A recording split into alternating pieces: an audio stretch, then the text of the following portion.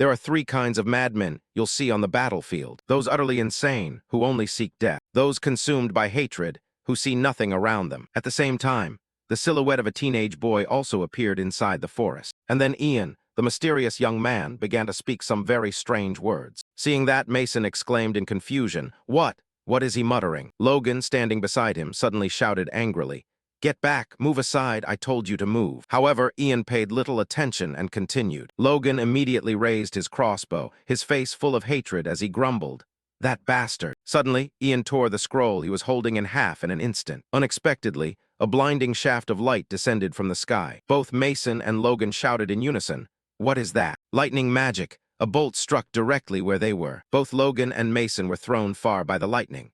They screamed in pain, charging forward with no armor and no shield. "Curious about your true identity, a mad mage. My name is Ritsuki Katayama. The moment I received the university acceptance letter." Suddenly, a truck barreled in front of Ian, killing him instantly. Ian thought to himself, "Life really is cruel. I thought my college life was finally about to start, but I end up dying like a dog in a place like this." But when he opened his eyes, he had been reborn as Ian, the son of a farmer. At that moment, Ren and Joanna both exclaimed in surprise, "Unbelievable black hair." His family were peasants in an impoverished empire. When his parents and two older brothers went out to work, Ian and his younger sister could only wander all day to find food. Not far away, some other children shouted mockingly, "Look at the crow, gross." Ian was eating grilled fish, glanced at those kids, and couldn't help but brood, "Damn them, I didn't choose to be born with black hair either. This damn medieval era, I'm reborn, and yet I still have to live in this poverty." Suddenly, something appeared that caught his attention. "Is this my status panel?"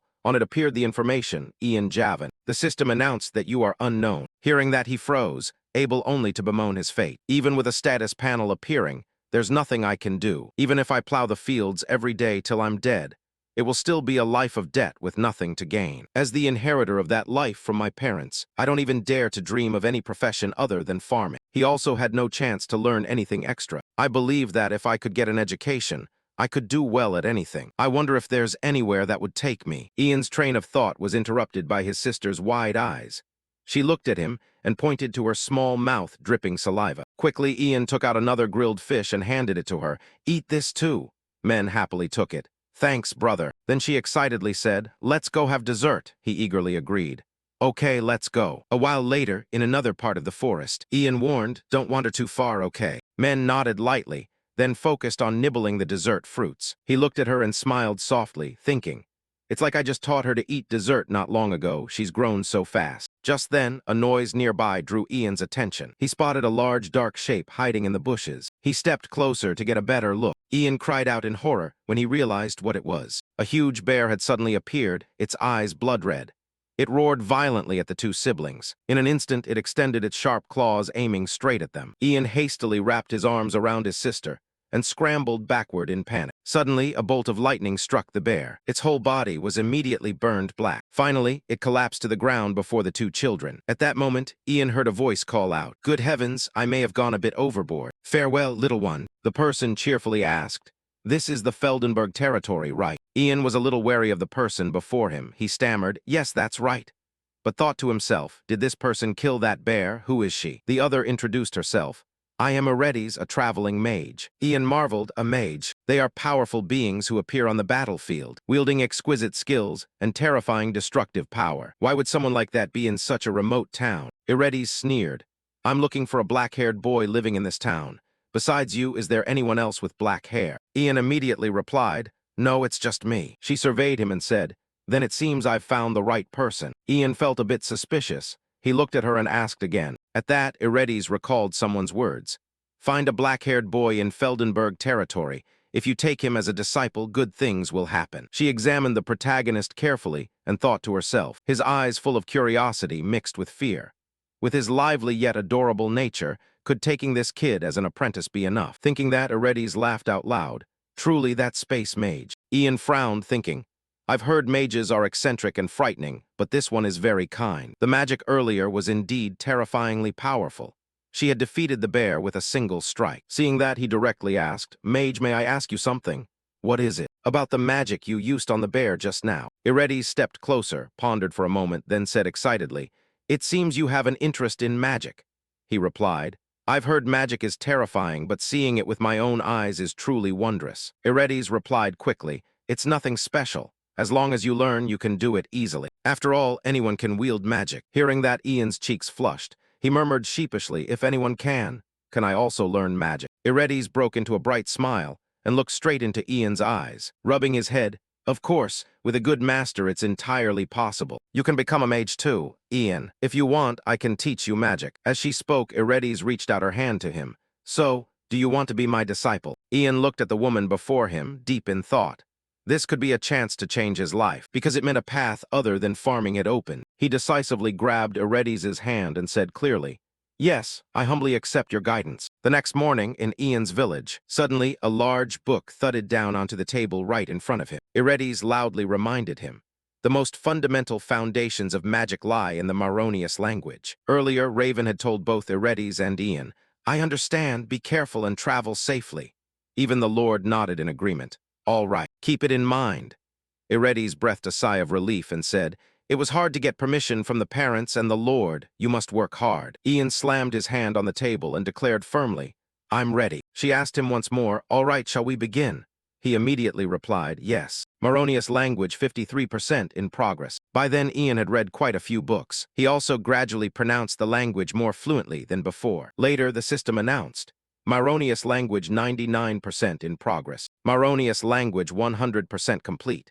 Can now proficiently use the Grand Mage's official magic language. 7 years later, Ian gently closed the book. Eredes stood beside him and said with a smile, that concludes the theoretical study. Let's move on to the next step. Ian had grown much more mature by now. He smiled back and replied, yes. Ian Eredes Raven Novice Mage skill. Magic language, capable of using the magic language. A little while later, in a place of majestic mountains enveloped by endless clouds, Ian was suddenly in a free fall from high up in the sky. He kept screaming at the top of his lungs, yelling out frantically, hey, master, you're moving way too fast. For the past 6 years, I've only been learning the Maronius language. Under the brilliant glare of the midsummer sun, Ian's youthful voice echoed through the air. Help me. Seeing this, Eredes shouted a reminder. Listen to the sound. Ian flusteredly blurted out all kinds of random sounds. He looked around and thought to himself, what am I even supposed to listen to in a place like this? All I can hear is the sound of the wind. Suddenly, he heard several voices ringing in his ears. He's a human and he's flying. He's just like us, right? Ian thought in amazement. This is the Maronius language. The system then displayed a notification. New skill acquired, wind magic, capable of using wind magic. A few hours later, Ian's voice rang out, filled with curiosity. The mysteries of nature. Eredes chuckled softly and replied, exactly. You look absolutely hilarious right now. He answered helplessly, yeah, go ahead and laugh all you want. Eredes continued to instruct. Mages mutualize the power of the natural mysteries by communicating with them. That is what magic is. Ian muttered with a serious expression, magic. And so, Eredes called out loudly, now that you can hear the sound of the wind, next you must listen to another mystical sound. Ian replied excitedly, yes, leave it to me. Eredes yelled, first up is water magic. In the blink of an eye, Ian was pushed right into the sea. He had to struggle and flounder in the water while insults echoed in his ears. You're making the water dirty. Get the hell out of here. He really wanted to talk back but couldn't form the words, only making muffled noises. A conversation in silence. After that was finished, Eredes gave the next instruction. Next up is ice magic. Amidst the freezing weather, snow fell continuously.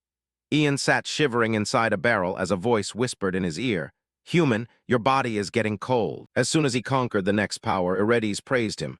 Not bad, Ian. You grasped them pretty quickly. And now, she snapped her fingers and shouted, next up is fire magic. Suddenly, a massive wall of fire erupted right in front of Ian. He screamed in terror, Master. The fire itself seemed startled and yelled out, what the? There's a human here. I wonder if it's okay to burn him to a crisp. Hearing this, Ian couldn't help but shriek in horror, help me. In a flash, the scenery shifted to the inside of a dark cave. Holding a torch in his hand, Ian let out a heavy, exhausted sigh and complained, Earth magic. Is this the final one? The cave spoke up at that moment. Therefore, that which flows cannot be said to flow simply because it does not move. Ian didn't seem to get it, and he said textly, what is it even talking about? What kind of cosmic theory is that? Maybe I just don't have a talent for earth magic. Or maybe I just need to gather more experience from other training sessions. Suddenly, Ian spotted the system and he gasped in surprise. Oh, it's the skill panel. A text prompt popped up on it. Bonus skill points awarded. Points can be used to increase magic proficiency. Available points, 100. A sly smirk crept onto Ian's face as he muttered to himself. I really am a cheat player in this world, aren't I? Well, might as well pump up my earth magic, because I have absolutely no clue what it's trying to say. Instantly, the system flashed a beam of light right in front of Ian. A voice echoed from the cave. Tiny human, lava flows beneath this place. Be careful, if a tremor occurs, it will erupt, Ian said softly. So this is earth magic. All right, I need to get out of here quickly and tell Master that I have heard the voice of the earth. He muttered under his breath, fire burn. In just an instant, the torch in Ian's hand flared up brightly. However, at that exact moment, a different voice rang out, catching his attention. I hate the light. Ian looked around in a panic and shouted, Who's there? The person answered him, I am the darkness. By nightfall, the moon had reached its peak, and the clouds drifted lazily by. Eredes sat at the cave entrance, deeply lost in thought about how she had to attend the upcoming Fire Mage conference. Suddenly, Ian came running out of the cave, yelling at the top of his lungs, Master! Eredes looked him up and down, then leaped down from the ledge, exclaiming, You actually succeeded. Ian replied obediently, Yes, and I even learned dark magic from the darkness itself. Eredes froze in utter shock for a moment. What? She thought to herself, Are you telling me you actually heard the voice of that incredibly cowardly darkness? Noticing that she was just staring at him without saying another word, Ian quickly asked, Master, are you okay? Eredes replied, Ian, it's time for us to head down the mountain. Ian nodded, Yes, ma'am, where are we going? But Eredes said, That's not what I meant. I mean we should part ways here. Go to Chronolic and join the Time-Space Mage Conference. If you are truly destined to master time-space magic, you will meet the time-space mages there. Ian asked in confusion, Time-space magic. Despite his question, Eredes just laughed out loud and ruffled his hair without giving an answer. She smiled and thought to herself, Ian has a natural talent for the arcane. If my intuition is right, Ian will definitely be able to harness the power of time itself. Then let's meet again 3 years from now in Dranheim. A few days later, the clear voices of street vendors echoed through the late afternoon air in a certain village. The shouts of vendors started ringing out one after another. Cheap goods right here. Incredibly cheap. Come check it out. The best stuff is all right here. Ian navigated through the bustling crowd, thinking to himself as he walked, The Time-Space Mage Conference. She really is unpredictable. Everything happened way too fast. She did say the Time-Space Mage Conference is being held up north. Since I don't have anything else to do anyway, I might as well head over and check it out for now. Time flew by quickly, and now our protagonist was traveling with a group of people. Ian and the merchants from the guild gathered around a campfire to rest. Reek, who was sitting right next to him, turned his head with a puzzled look and asked, Hey kid, is this your first time heading north? Hearing that, Ian turned around. Yes, something unexpected came up suddenly. The old man raised a hand and asked in a low voice, Then I guess you've never heard of Dragon Mountain either. Ian thought back to that phantom image of the giant dragon and asked doubtfully, Dragon Mountain. Reek's voice rang out confirming it. Yeah, right in this mountain range. Remembering that colossal figure, he couldn't help but add, There really are drakes out there. Then Reek slung an arm around Ian's shoulder in a friendly manner and pried, Do you know how to fight? Or at least, can you run fast? Ian knit his brows in embarrassment. I'm not really confident in either. This guy was suddenly getting way too friendly. Hearing this, Reek immediately pulled his arm back and asked sharply in annoyance, What? Seriously? You're completely useless. What's your profession anyway? Ian scratched his head and replied awkwardly, I'm a mage. Reek jumped up with a look of pure terror on his face, backing away a good distance. A mage? What did you just say? Unable to believe his ears, he quickly double-checked. Are you for real? Ian textly pressed his lips together and confirmed, Yes. Kathy gasped and darted a cautious look over to the side. Kath, who was holding a cup of water, also cried out in shock. A mage! Ojin screamed with a look of utter amazement on his face. That kid? Ian. Seeing their reactions, Ian asked back in confusion, Is there a problem? He couldn't help but think to himself, What is up with this atmosphere? Reek quickly snatched the cup of water from Ian's hand and said in a groveling tone, Oh, it's nothing. Here, let me go get you some more. Ian stared at him with wide eyes and stammered, No, I'm totally fine. Really? Ian watched blankly as the old man hurried away holding the cup. He suddenly froze when he heard a mocking laugh come from behind his back. That thing is supposed to be a mage. Ojin let out a cold sneer and scoffed. Ridiculous. Caleb laughed out loud in agreement. I mean, he looks so weak. Ryan smirked and threw up a hand, making a big scene. If that's the case, then every stray dog around here is a mage too. Ian looked over at the guy, completely baffled, thinking, What is wrong with those guys? Right after that, Kathy walked up to him and spoke in a soft voice. Hey, she raised a hand and whispered, if you really are a mage, you should teach them a lesson to shut them up. Hearing that, Ian frowned in confusion. Teach them a lesson. Kathy immediately sat down next to him and explained. It doesn't matter if you're a mage or whatever, because mercenaries will look down on anyone who looks gentle. She glanced over at Owen's group and added, so you have to put on a show of power to scare them a bit. Kathy looked up at him and gave a sincere warning. Once you do that, if anything goes wrong, they'll actually back you up and protect you. Hearing this, Ian blinked in surprise and just stared at her, speechless. After a moment, he looked straight ahead, lost in thought. She makes a good point, but how should I go about it? I've never really lost my temper before. Nearby, Dion spat with utter disdain, right into the bowl he had just received. Next, he reached out and gently used a leaf to wipe around the rim of the bowl. Seeing this scene play out, Ian got so incredibly angry that the veins popped on his forehead, thinking, did that bastard just spit into my dish? Still holding his bowl, he felt the ground beneath his feet shake violently and shouted in terror. What is that? An earthquake. Suddenly, Dion looked up blankly when he heard Ian's voice booming out. With a face clouded in pure shadow, Ian stood straight in front of Dion, demanding an answer through gritted teeth. How dare you spit into my dish? Dion's entire body shook with fear, and he fell to his knees on the ground, trembling, not daring to look up as he begged. I am so sorry, Lord Mage. Ian rolled his eyes in sheer exasperation when he heard the guy's explanation. I just thought I should clean the dish. His eyes went wide and he put his hands on his hips, yelling, then shouldn't you wash it with water? Dion froze upon hearing that and asked in a low voice, but isn't water dirty? Ian asked back in complete shock, what did you just say? Dion frowned, thinking of the rivers filled with mud, lime, and parasites. How could I possibly use water to wash a dish? Ian's jaw dropped so hard he looked completely drained of color when Dion added, spit is way more hygienic. In the pitch-black darkness of the forest night, those words kept echoing over and over in his head. Way more hygienic. Way more hygienic. Looking at the blank stares on everyone's faces, Ian thought to himself, unbelievable. His entire body went rigid, and he stood completely rooted to the spot. Medieval hygiene standards really were mind-blowing.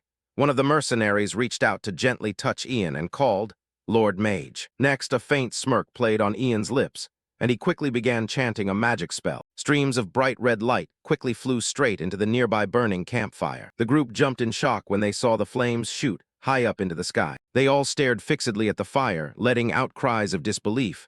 What the? Nearby, Kathy also stared blankly at the roaring fire. Ian didn't budge, standing completely still on the spot as he commanded, go fetch me some water right now. Then, unable to hold it in any longer, he threw both arms into the air and roared, you filthy medieval people. Dion immediately turned around and ran away as fast as his legs could carry him, thinking, I have no clue what's going on, but he looks like he's completely lost his mind. Late at night, the campfire was put out, and the group headed back to their tents to rest. Owen led the group forward and asked around, did Kathy really go this way? Sepp smiled next to him and said, that's right. With a bright smile on his face, Sepp imagined the two of them together, thinking, perfect. This time I'm keeping Kathy all to myself. Owen looked up at a dark figure in the distance and shouted loudly. Spotting her, his face flushed as he raised a hand and yelled, hey, it's dark out, come with me. Immediately after, his brows knit tightly together as he took a closer look. He let out a gasp of shock when he saw Nihin carrying Kathy over his shoulder. Owen immediately barked out, what? Who the hell are you guys? Suddenly, an arrow flew from the opposite direction, piercing right through the chest of Caleb, who was standing next to him. Seeing him collapse, Ojen cursed in a rage. You bastards, how dare you do that to our man? He drew his sword and led the charge with the men behind him rushing in to kill them. Seeing this, Nihin frowned in sheer contempt and scoffed.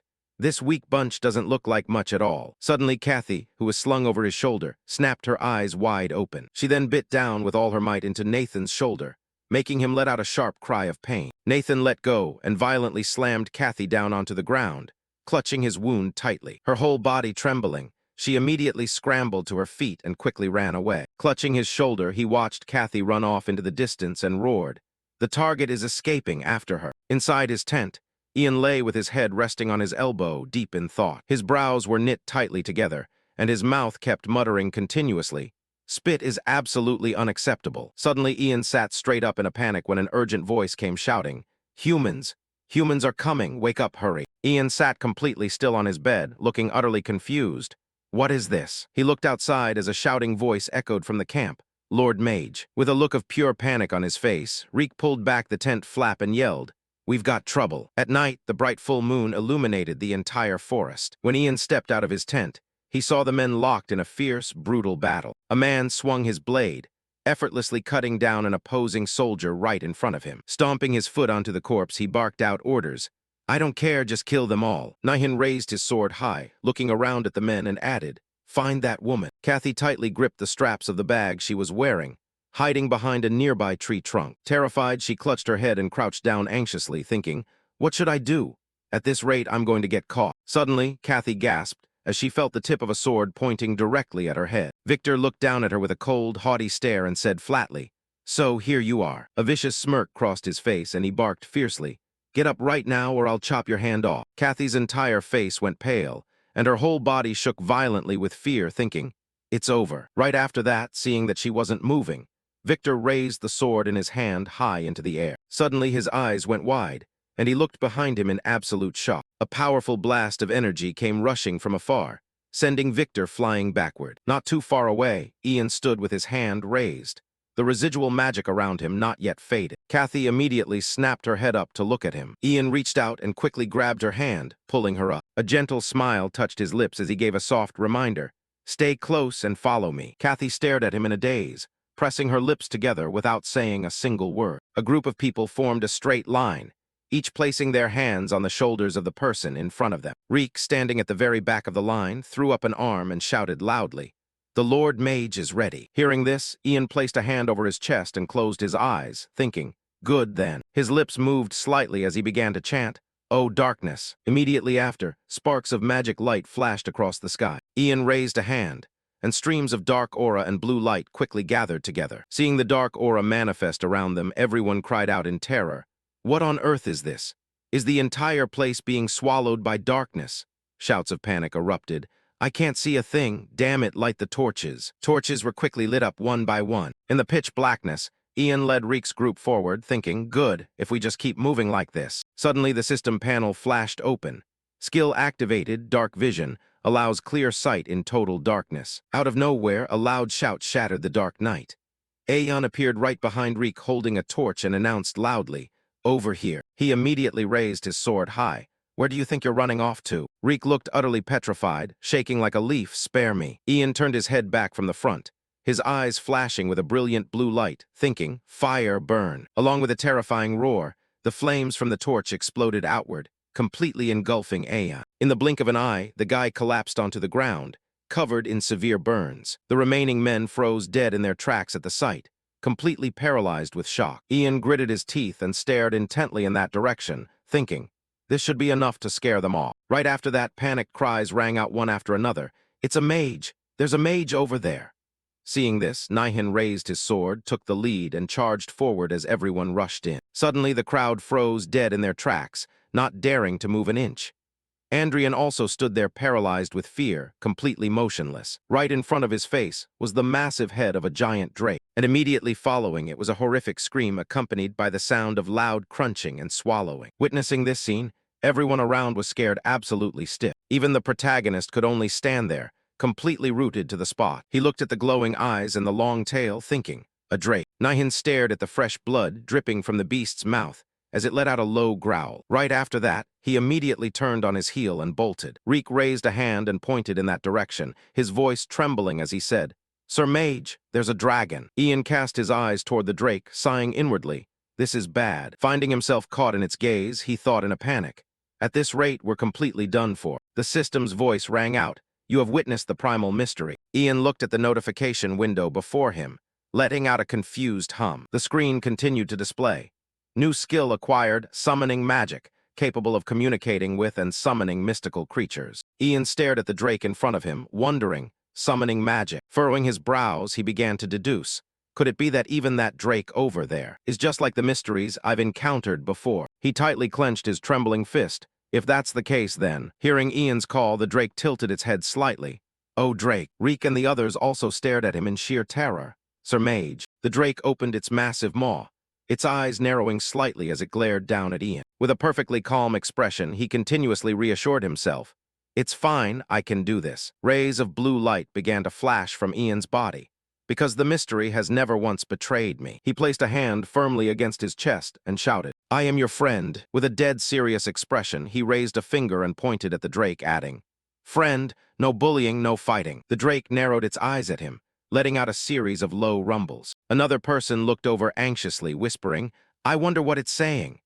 Furrowing his brows, Reek placed a finger over his lips as a reminder. "Quiet, Sir Mage is listening." Ian continued to stare unmovingly at the Drake in front of him, but inside his head, he was frantically holding his skull and wailing, "What the hell is it saying?" In the end, Ian could only steel his resolve. "No other choice, I have to use my points to level up the skill." He reached out and gently tapped the system's screen, dumping all his points into summoning magic. Immediately afterward, a notification flashed right before his eyes. Summoning magic capability has increased. The deep, rumbling voice of the Drake echoed in his mind. Ian's eyes widened in sheer astonishment. "I can hear it." He immediately looked up and called out, "Lord Drake." It instantly let out a roar, opening its massive mouth wide and unleashing a gust of wind that nearly blew Ian's group away. "If you have something to say, spit it out." The corners of his lips curled up slightly as he thought to himself, "As expected, this method works." Right after that, Ian reached out and cleared his throat. After a brief pause, he continued, "Lord Drake, I have absolutely no intention of fighting you." Hearing this, the Drake replied with pure disdain, "A mere human wanting to fight me? How laughable." Not minding it at all, Ian pressed on, "Exactly, we would undoubtedly be killed in the blink of an eye.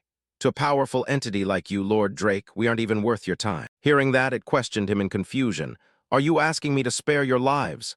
Standing behind him, Reek asked anxiously, "Is it telepathy?" Kathy still watched the scene ahead with a deeply worried expression. The Drake opened its mouth and added, "Precisely, I can't even be bothered to kill you guys." Hearing these words, Ian couldn't hide his delight. "Perfect, looks like we're in the clear." But he suddenly froze when he heard it cut itself off. The Drake's eyes flashed with a bright white light as it growled, "Right now, I am in an extremely foul mood." Shaking from head to toe, Reek looked up and cried out, "Sir Mage." Seeing this, Ian also gritted his teeth, cursing inwardly. "Damn it, what am I supposed to do now?" Ian looked at the Drake, falling into deep thought. So basically, he's telling me to get out of his sight.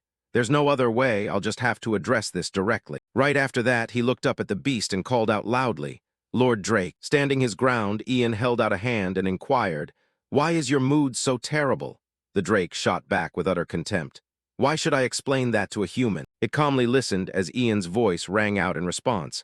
"I just thought that perhaps I might be able to help with something." The Drake reared up, extending its claws forward. "How arrogant! What could a puny human like you possibly achieve?" Immediately afterward, Ian bowed his head and let out a resounding chant. Streams of energy from the sky, rivers, and surrounding lakes rapidly gathered and shot straight up into the air. Sensing the gathering energy, the crowd standing behind Kathy gasped in utter astonishment. The Drake also noticed the sudden surge of magic in the air, letting out a confused grunt. On the other side, swirls of pure white magic wrapped tightly around Ian's body. Seeing this, the Drake opened its mouth and exclaimed, "Well, this is somewhat interesting." Ian opened his eyes to look at the radiant light surrounding him, smiling as he replied, "I am merely an ordinary mage searching for the world's mysteries.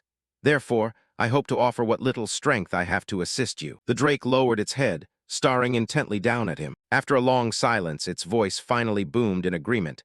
"Very well. From this moment on, let the negotiations begin." Within the quiet forest, Ian looked at the Drake standing opposite him, thinking, his killing intent has completely vanished. He raised a hand to wipe the sweat from his forehead, letting out a silent sigh of relief. At least the immediate danger is gone. Now it's time to show what I can do. Ian closed his eyes and stroked his chin in contemplation. It's not like I'm completely helpless here, but I can't let him drag me by the nose with a bunch of bizarre demands either. Suddenly, his eyes flew wide open as he recalled Eredis' words of advice in a flash. "Do you understand, Ian?" With one hand on her hip, Eredis had gently instructed him. "You cannot use magic if you cannot communicate with the mystery. Therefore, the relationship you build with them is absolutely vital." Eredis' voice had echoed, adding, "Are they friends or subordinates? Every mystery possesses a unique personality.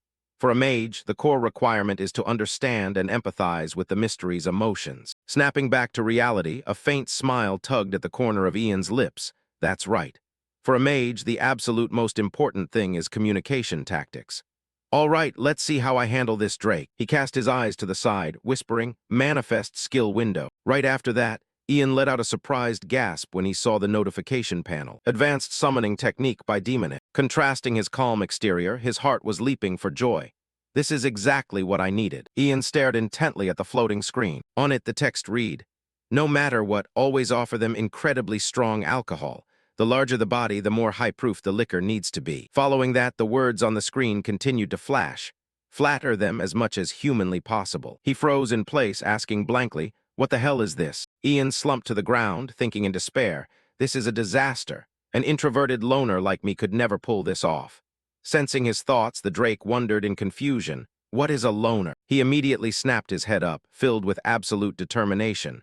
"No, first I have to gain this Drake's favor. Once I do that, a breakthrough will follow." Seeing Ian hesitate, the Drake took the initiative to demand, "Well, what is it?" With a face full of sincerity, the boy spoke up, "I have prepared a gift for you. Lord Drake, would it be acceptable for me to present it to you?" It tilted its head, looking down from above. "A gift? Fine, bring it here." Without even turning his head back, Ian called out loudly, "Reek!" Startled, the old man immediately replied, "Why, yes." He turned his head back, loudly urging him on. "Go to the cargo wagon and bring over our strongest liquor right now, hurry." Just a short while later, a row of high-proof liquor barrels of various colors was laid out on the ground. The Drake lowered its head to look down, thoroughly displeased. What a stingy-looking offering. Ian closed his eyes and gently added, "In the human world, the scarcer the quantity, the more expensive it actually is." In his mind, he couldn't help but shake his fist. "What the hell are you complaining about?" Right after that, he swiftly poured a large cup of the liquor. Holding the freshly poured cup, Ian raised it toward the Drake standing opposite him. "Here." Catching a whiff of the rising fumes, it used a claw to pinch its snout shut. "What on earth is this smell?" Looking down from above, the Drake unleashed a heavy, crushing pressure, demanding, "Mage, you aren't trying to pull a fast one on me, are you?" Seeing this, Ian offered a gentle smile. "Not at all. In that case, I will drink first to prove it." He raised the cup to his lips, threw his head back, and downed it in one go. Reek's group stood anxiously in the background, watching the scene unfold with bated breath. After finishing it off, Ian wiped the corner of his mouth with his hand, smiling as he said, "See, absolutely no problem at all." Meanwhile, he couldn't help but gag internally, thinking, "Wow, this stuff is incredibly potent." The Drake kept two of its claws covering its nose. "I see, the scent is exceptionally strong." Nevertheless, it lowered its head to look at the cup. Ian's voice resonated in its ears, saying, "Please give it a taste. I am confident you will be pleased." The Drake used its massive claws to gently lift the cup, inspecting it closely. Then it extended its tongue and took a hesitant, testing lick. The group watched with deeply anxious expressions, clasping their hands together in silent prayer. On the other side, the Drake drained the entire cup, its face flushing a deep red. Ian looked over at it and inquired, "Well, how is it?" Its voice boomed back in response, "It's not exactly delicious." Ian's eyes widened as he listened to the Drake's next words. "But for some reason, it's incredibly addictive." Beaming with joy, Ian picked up another jug of liquor. "Please have some more. It gets significantly better from here on out." The Drake asked uncertainty, "Is that so?" Amidst the darkness of the night, the bright full moon continued to illuminate the entire forest. With a completely flushed face, the Drake held up the cup it had just emptied. Standing beside it, Ian used a handkerchief to wipe the sweat from his brow as he heard the beast roar out, "You call this liquid liquor? I love it." He looked at the pile of empty wooden barrels before him, worrying. He has already downed more than 7 barrels and still hasn't passed out. With a completely blank look on his face, Ian gave a big thumbs up, thinking, "This guy's tolerance is absolutely insane, truly commendable." He looked down and took a small sip from his own cup, murmuring, "I was planning to sneak away while he was asleep, but it looks like that's out of the question." Suddenly, Ian's eyes went wide as he heard the Drake ask, "Human, you asked me earlier, didn't you? Why my mood was so foul?" He immediately spoke up in response, "Yes." Noticing the Drake's tear-filled eyes, Ian was startled. Why did he suddenly become so incredibly sentimental? Through the dark night air, its sorrowful voice echoed, "My nest is in a terrible location, and it's far more cramped than everyone else's." The Drake threw its head back and wailed, "Even so, she still told me it was a comfortable place." Ian froze like a statue, staring over with a deeply judging look. Is that how it is? Internally, he couldn't help but wonder. He actually has a girlfriend with a face like that. The beast lowered its head and added in a hushed tone, "But I don't know when it started." The Drake's dejected voice continued to ring out, catching him off guard. The others began to mock her. Its entire body trembled as it gritted its teeth tightly. "Just because she was beside someone like me, I feel so incredibly guilty toward her. The drake's eyes flashed with a golden light as it looked up at the sky and let out a massive roar. So I was the one who broke it off. On the other side, Reek's sleeping group was startled awake by the noise, shouting, "What the?" The drake kept its head turned toward the sky, continuously letting out mournful cries. The 3 members of Reek's group simultaneously collapsed to their knees, clasping their hands in prayer. Ian looked up at the beast, contemplating. The affection he holds for his loved one is no different from a human's. Suddenly, I feel a bit of pity for him. He placed a hand on his chin, calculating his options. Wait a minute if I play this card right. Hearing Ian call out to it, the drake turned its tear-streaked face toward him. Lord Drake, resting a hand on his knee, the boy stood up straight. I will use magic to help you remodel your nest. Startled, it looked over and questioned, "What, you will?" A subtle smile played on Ian's lips as he followed up. "That's right, but in exchange." With his hands on his hips and a face full of smiles, he asked, "Would you be willing to grant me one request?" The next morning, daylight gradually illuminated the entire expanse of the towering cliffside. Ian stood up straight, his face entirely composed. Leaning against the back of the cargo wagon, Reek was still muttering half asleep. "Yes, I miss you too, my darling." Ian placed a single finger against the man's forehead, whispering, "Forgive me." As Reek kept babbling in his sleep with pouted lips, Ian grew immensely irritated, veins visibly popping on his forehead. Leaning in close to the man's ear, he said coldly, "If you don't wake up right now, I am going to snap your fingers off." Reek looked utterly petrified when he noticed Ian staring right at him with a dead serious expression. He immediately backed away a good distance in a panic, letting out a loud yell. The carriage lost its balance, sending Reek and the others on board tumbling flat on their backs. He and the rest of the group scrambled right back up and darted their eyes over. Reek couldn't hide his utter confusion, asking, "Mage, what on earth is going on?" Ian chimed in, perfectly calm. "I vaguely remember the drake letting out a roar." Hearing this, Reek added, "And then everyone blacked out." Ian cursed angrily to himself. "Damn it, I should have never picked these guys up." Kathy looked over and asked anxiously, "Did the drake go back to its nest?" Ian denied it. "No, it's waiting right up there." Reek tightly grabbed Julian, who was right next to him. "Is it waiting to eat us?" Ian replied with a deadpan look. "No." Ian looked down at the group and said, "It's waiting for me. I made a deal with it on the condition that I'd help you guys." Kathy frowned and repeated, unsure, "A deal?" Reek cried out, deeply moved, "The mage is sacrificing himself for us." Ian frowned and turned away, thinking, maybe I meddled where I shouldn't have. He couldn't help but think back to last night's scene. He had told it, "Let these people go, and in return I'll fix your nest." Behind him, Reek raised a finger and pointed straight up, shouting, "The great archmage Raven Ereddi's Ian." Julian also yelled at the top of his lungs, "Raven Ereddi's Ian." Hearing the shouting, Ian snapped his head back in surprise. What the hell? Immediately after, a chant of praise rang out.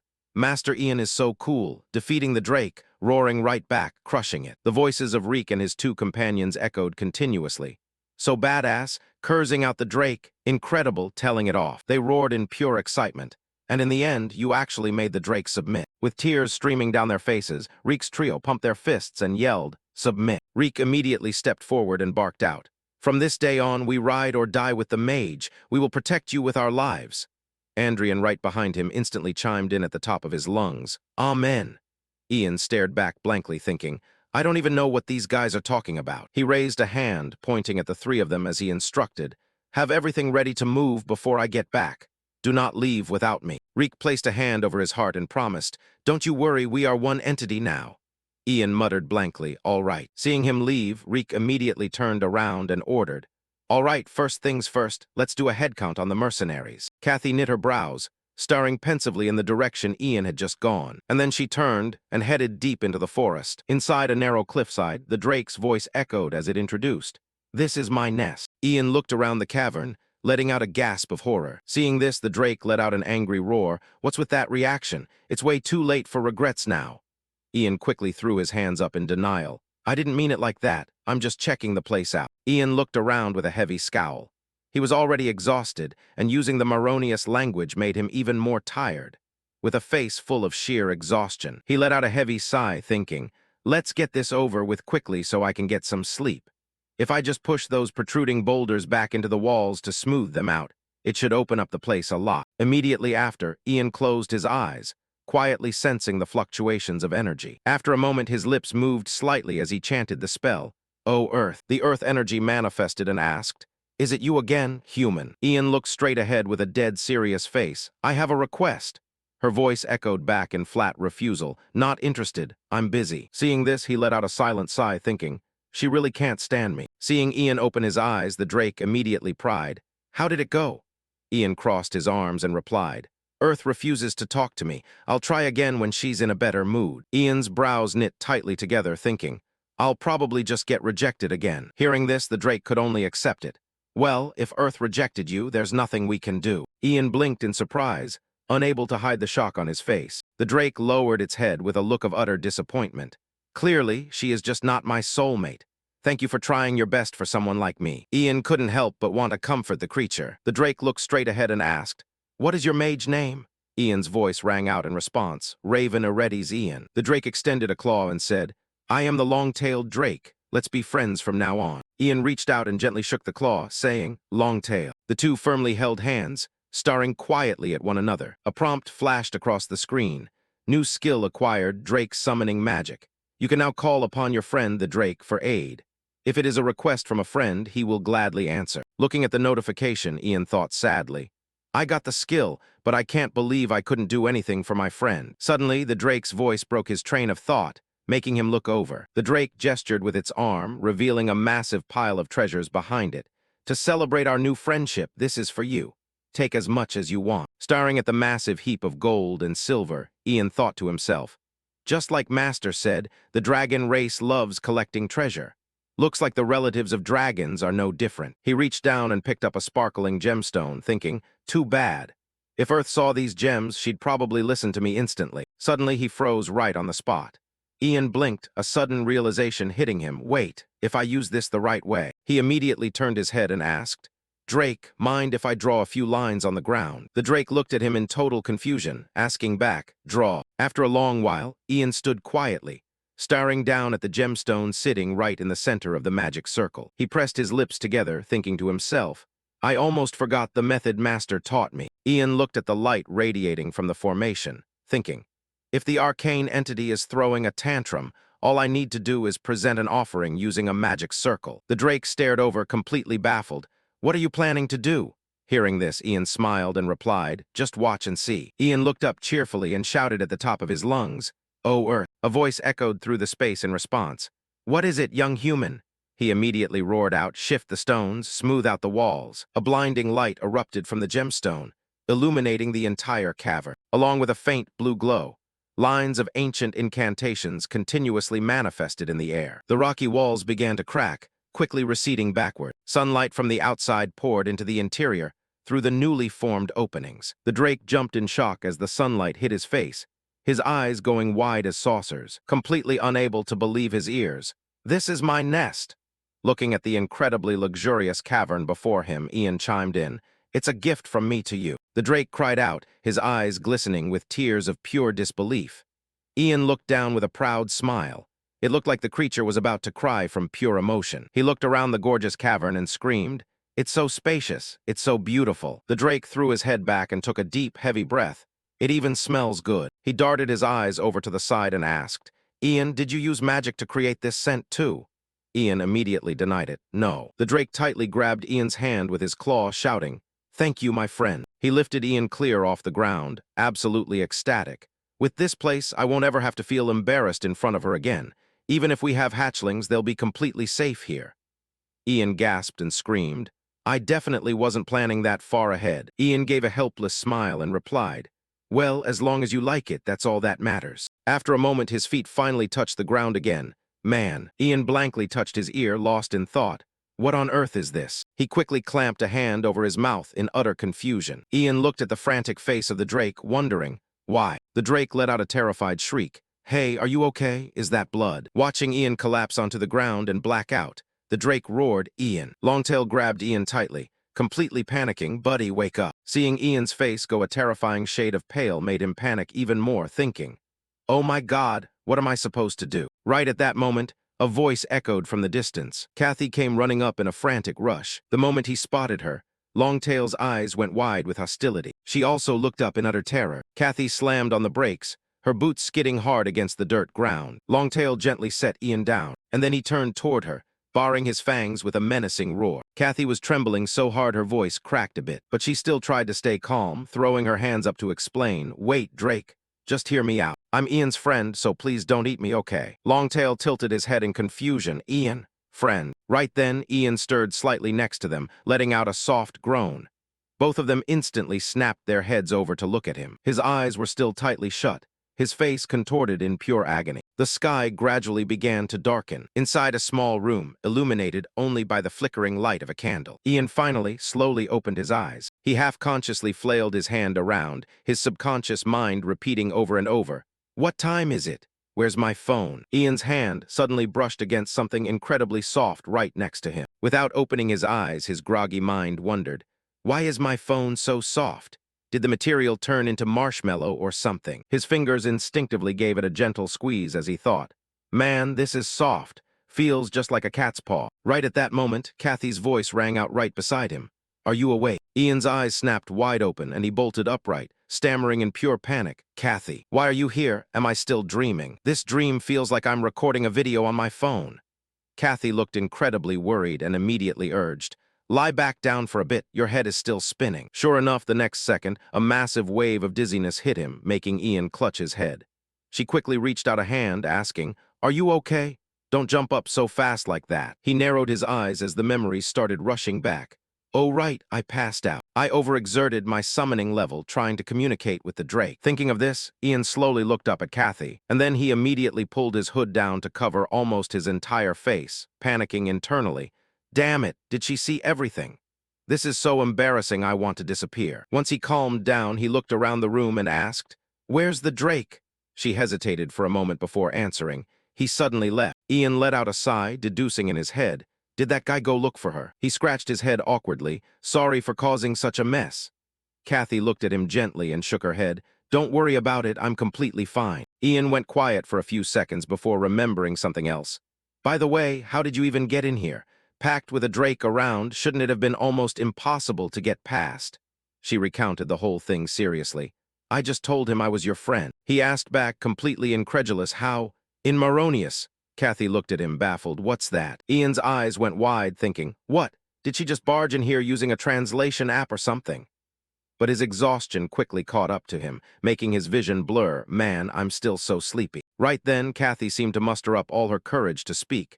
To be honest, I came here knowing exactly how dangerous it was. Mage Ian, there's something I need to tell you. The ambush last night happened because of me. Surprising, right? I'm so sorry for bringing trouble your way. Ian scratched his head awkwardly, and the air in the room suddenly grew heavy. He recalled how terrified she looked that day and thought, so that's why she was shaking like that. Ian cleared his throat slightly and knit his brows as he interrogated her. So you're connected to those bandits. I guess you're finally ready to reveal your true identity, huh? Kathy immediately fired back. No, what part of me looks like a bandit? Ian replied dead seriously. In fantasy tropes, a beautiful female bandit acting as the leader is a classic motif. Her face flushed red from a mix of anger and embarrassment, completely unable to find a comeback. Finally, Kathy just hung her head low and confessed in a quiet whisper, truthfully, this is a secret. I'm not Kathy. Hearing this, an image immediately popped into Ian's head of Kathy wearing a lavish gown, proudly declaring, I am the princess of a kingdom. While he casually muttered, oh, really? His mind was already in complete overdrive, thinking, don't tell me you actually are a princess. She explained with a serious look. My real name is Lucy, Lucy of the Tarian house. Those bandits were sent by my fiancé to kidnap me. Ian stared at her, the words echoing in his head. Fiancé. His eyes lit up as he thought, don't tell me this is just a lover's quarrel. Catching his weird look, Lucy immediately shot it down. What's with that look? It's not what you think at all. The truth is, I planned to run away as far as possible so he'd never find me. But after what happened yesterday, I just don't have the confidence to survive on my own anymore. She grabbed his hand, her voice filled with desperate sincerity.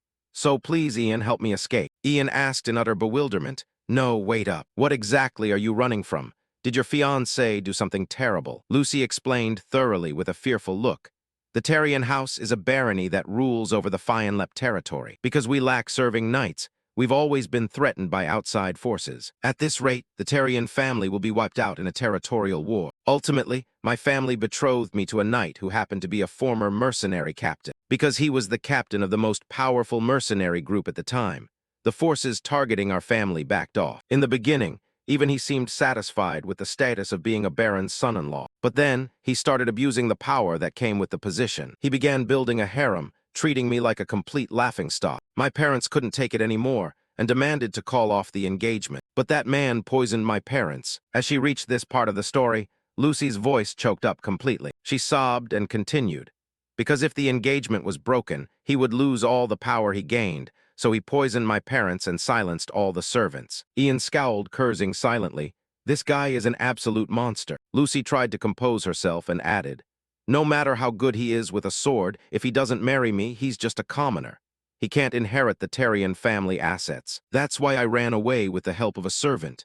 I'd rather kick the bucket than marry a guy like that. To ensure the marriage happens, he will definitely keep hunting me down. So please, Ian, help me escape safely. Ian fell into deep thought. This situation was incredibly severe. Acting alone was definitely going to be rough all because some guy poisoned his future in-laws for power. And because of that, his fiancée was now facing the threat of kidnapping.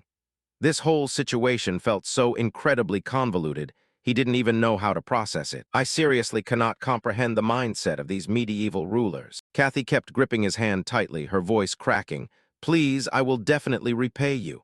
I swear on the honor of the Terrian house. Ian scratched his head in confusion. My point is, why me? What if I sell you out? She immediately explained. Oh, because that guy is incredibly cheap. Even if you sell me out, he'd probably only throw a few silver coins your way. She pressed her lips together and continued. But as for me, I can give you everything. He repeated with a baffled expression, everything. Her voice rang out with absolute finality. Yes. If you want, I can even hand over the entire Terrian house to you. The room fell into dead silence. Ian stared at her quietly, his mind completely running wild. Does that mean I could even marry her? For a peasant's child to have a shot at becoming a quasi-noble is a genuinely rare opportunity. But if things actually go that far, what happens to Ian Eretti's Raven, the disciple of the mage Eretti's? Living like a noble and diving headfirst into politics wouldn't be a bad life. But since I've been born into a fantasy world, shouldn't I devote myself entirely to the pursuit of magic? By helping Lucy, I should be able to gain experience as a mage while earning some extra travel money. For now, I'll focus on driving back our pursuers and just let the rest fall into place. He cleared his throat and spoke up. Honestly, you should ask someone who's better with a sword, because at the end of the day, a mage isn't a warrior. Terrified, Lucy's voice caught in her throat. Ian suddenly stood up straight, cutting her off. But if there's proper compensation involved, I will help you escape. As for whatever consequences come after that, you're on your own. Hearing this, Lucy covered her face and sobbed uncontrollably. He immediately panicked. Hey, why are you crying? Did I say something too harsh? I literally just said I would help you. She reached out and grabbed his hand, speaking from the bottom of her heart. Thank you so much, Ian. As she spoke, Lucy leaned against his shoulder, her tears flowing continuously. Ian remained completely silent, simply comforting her with a quiet, warm embrace. The sun gradually climbed higher into the sky. Longtail lay stretched out on the grass, a look of pure contentment on his face as he basked in the sunlight. A faint sound echoing from the mouth of the cave caused him to lift an eyelid and look over. The moment he saw Ian step outside, Longtail immediately called out cheerfully, "My friend, how are you holding up?" He nodded in confirmation.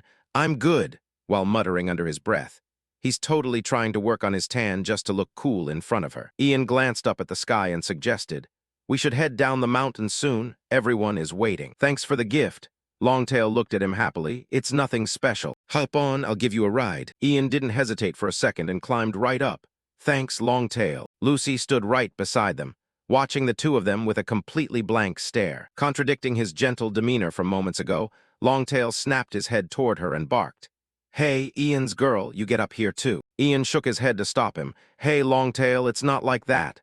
The beast turned his head with a deeply confused expression. "It's not." Lucy stood frozen in place, her face a total question mark, wondering, what on earth are they talking about? While she was still completely bewildered, a hand suddenly extended right in front of her face. Ian leaned slightly toward her and said softly, "Climb on up behind me." Lucy gripped his hand tightly and climbed onto the back of the beast behind Ian. Seeing that both of them were safely seated, Longtail pushed himself up onto his feet, looking thoroughly excited.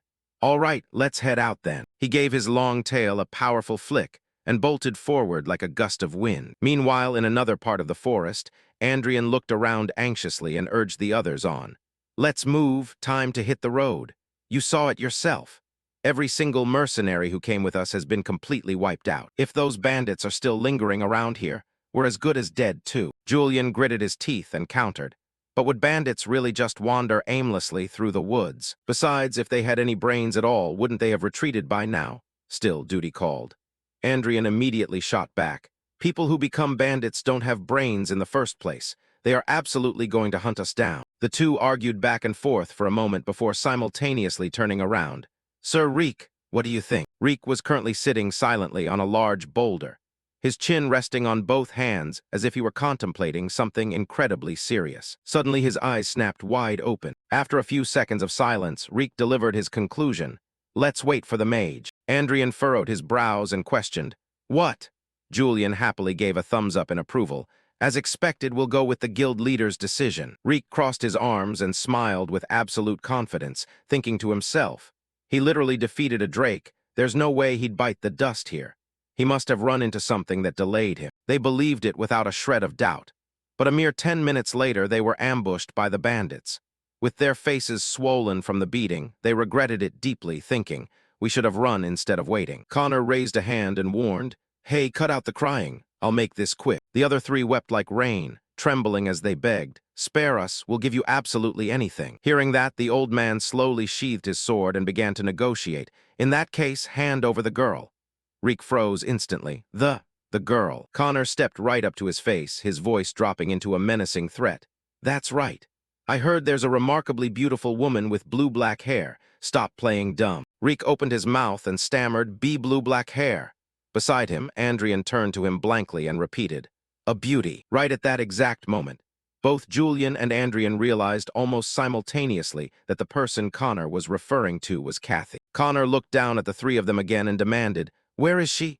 Looking around in a panic, Reek whispered, Hey, find Kathy quickly.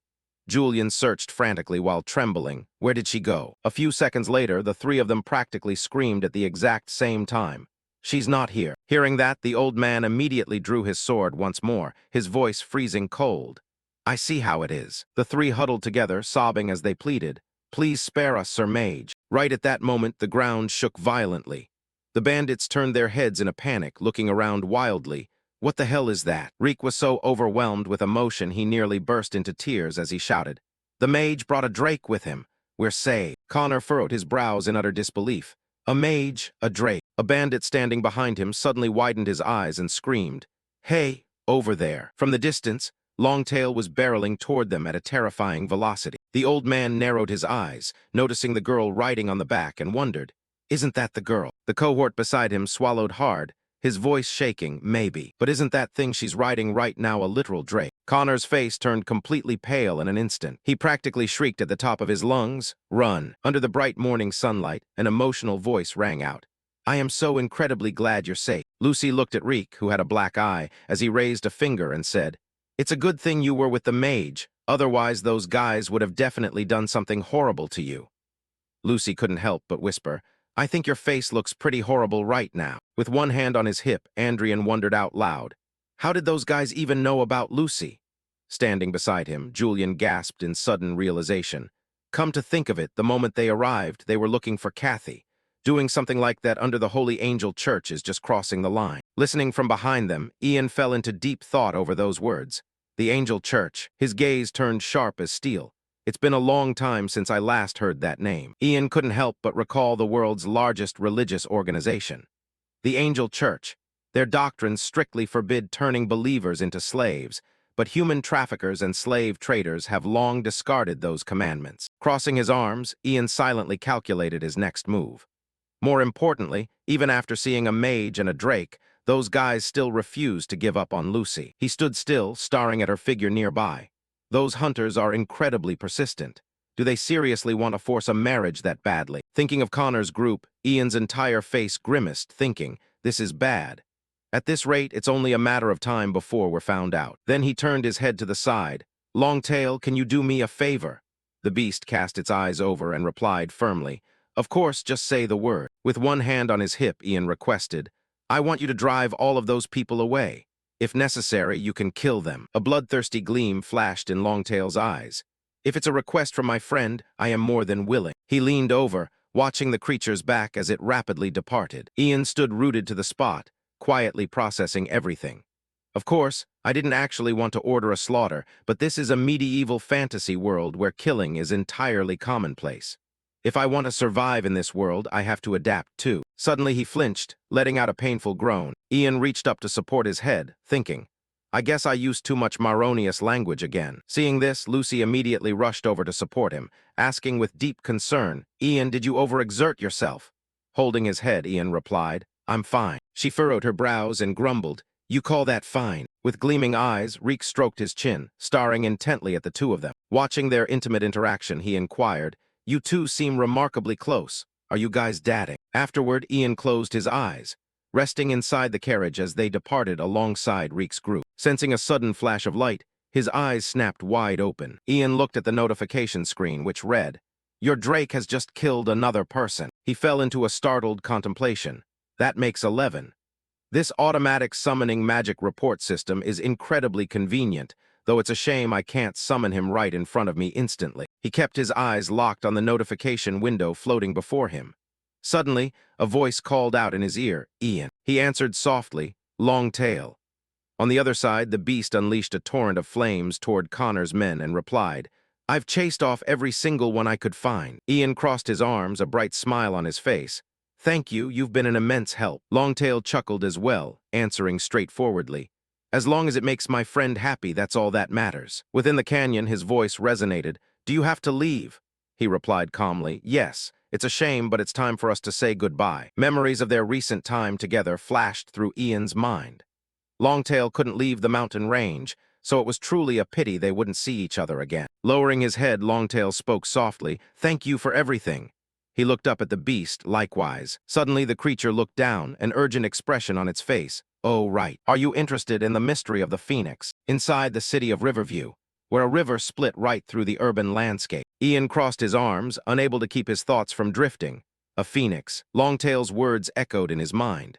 I heard there's an ice phoenix in the northern mountains. Why don't you go check it out? Ian quietly recalled the information regarding the creature.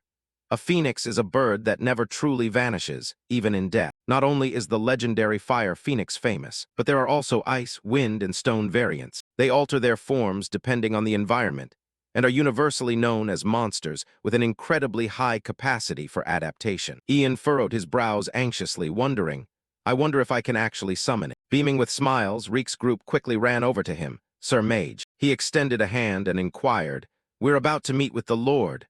Would you like to come along with us? Ian cast a glance to the side, contemplating. To ensure Lucy escapes safely, it's best not to draw the attention of high-ranking individuals like the Lord. Andrian also offered an enthusiastic suggestion. Kathy, if you don't have a place to stay, why don't you come with us? She looked around and shyly agreed. Immediately afterward, Lucy flinched as she felt Ian place an arm over her shoulder. Pointing a finger toward her, he announced, We will be resting at the inn before heading out. Julian and Andrian gasped, their jaws dropping in utter shock. Lucy's entire face flushed crimson as she stared intently up at Ian. She closed her eyes, leaning her head against his chest. I'm a little tired. Watching this unfold from behind them, Reek couldn't contain his excitement. So they really are. His face completely red, he crossed his arms and laughed out loud. They actually are dating. Hearing the loud laughter, the surrounding crowd turned to look over in confusion. Lucy smiled as she followed Ian, calling out, Pretending to date you is way more convenient. It keeps those annoying pests away. Still looking straight ahead, he asked, Is that so? Her cheeks blushing pink, she asked curiously, By the way, why do you use honorifics with commoners? Ian replied with a perfectly composed face, Because I am a commoner, I'm a farmer's son. Hearing this, Lucy questioned, But you're a mage now. Quickening his pace forward, Ian added, There's no special reason, I'm just copying my master. In his heart, he couldn't help but think, I want to become someone like Master, friendly and polite. Hearing that, Lucy responded gently, her eyes still fixed on him. So, what are your plans for the immediate future? She followed up in a quiet tone. For now, I intend to go see the Count. With a dead serious expression, Lucy stated, He is my maternal uncle. If I explain the situation, I'm sure he will help. Ian turned his head back, feeling curious. It sounded like her mother and the Count were quite close. She raised her eyebrows slightly, casting her gaze in another direction. It shouldn't be too bad. Hearing this, Ian stared intently at Lucy. Unless she was absolutely certain of their close bond, it seemed a bit suspicious. He abruptly stopped, asking with concern, Aside from your uncle, is there no one else you can trust? Lucy immediately grew flustered. Wait, are you doubting my uncle? There is no one in this world more trustworthy than him. Ian looked over with a perfectly calm expression. Is that so? Internally, he thought, if she says so, he must be a good person. Lucy reached out to adjust her collar, looking away. In any case, it's far better than relying on a complete stranger. Anyone else would definitely find a way to force me into marriage. Beaming with a playful smile, she leaned in close and teased. Of course, if an exceptional mage like you were to propose, I'd be absolutely thrilled. Ian looked away, thinking, and there she goes again. Immediately afterward, he looked back at her with a completely serious expression. Our contract ends the moment we meet the Count, understood? Placing her hands behind her back, Lucy complained. Isn't that a bit too cold-hearted? You have a noble literally offering to marry you here. Ian continued nonchalantly. There are plenty of other women in the world besides you. Hearing this, she looked visibly annoyed, her cheeks puffing out. Next, her face flushing red, Lucy marched forward angrily. You jerk! Seeing this, Ian quickly chased after her. Hey, where are you going? The inn is this way. After a long while, the bell above the inn door jingled. The moment Ian and Lucy stepped inside, a welcoming voice rang out, Welcome. He quickly walked up to the counter.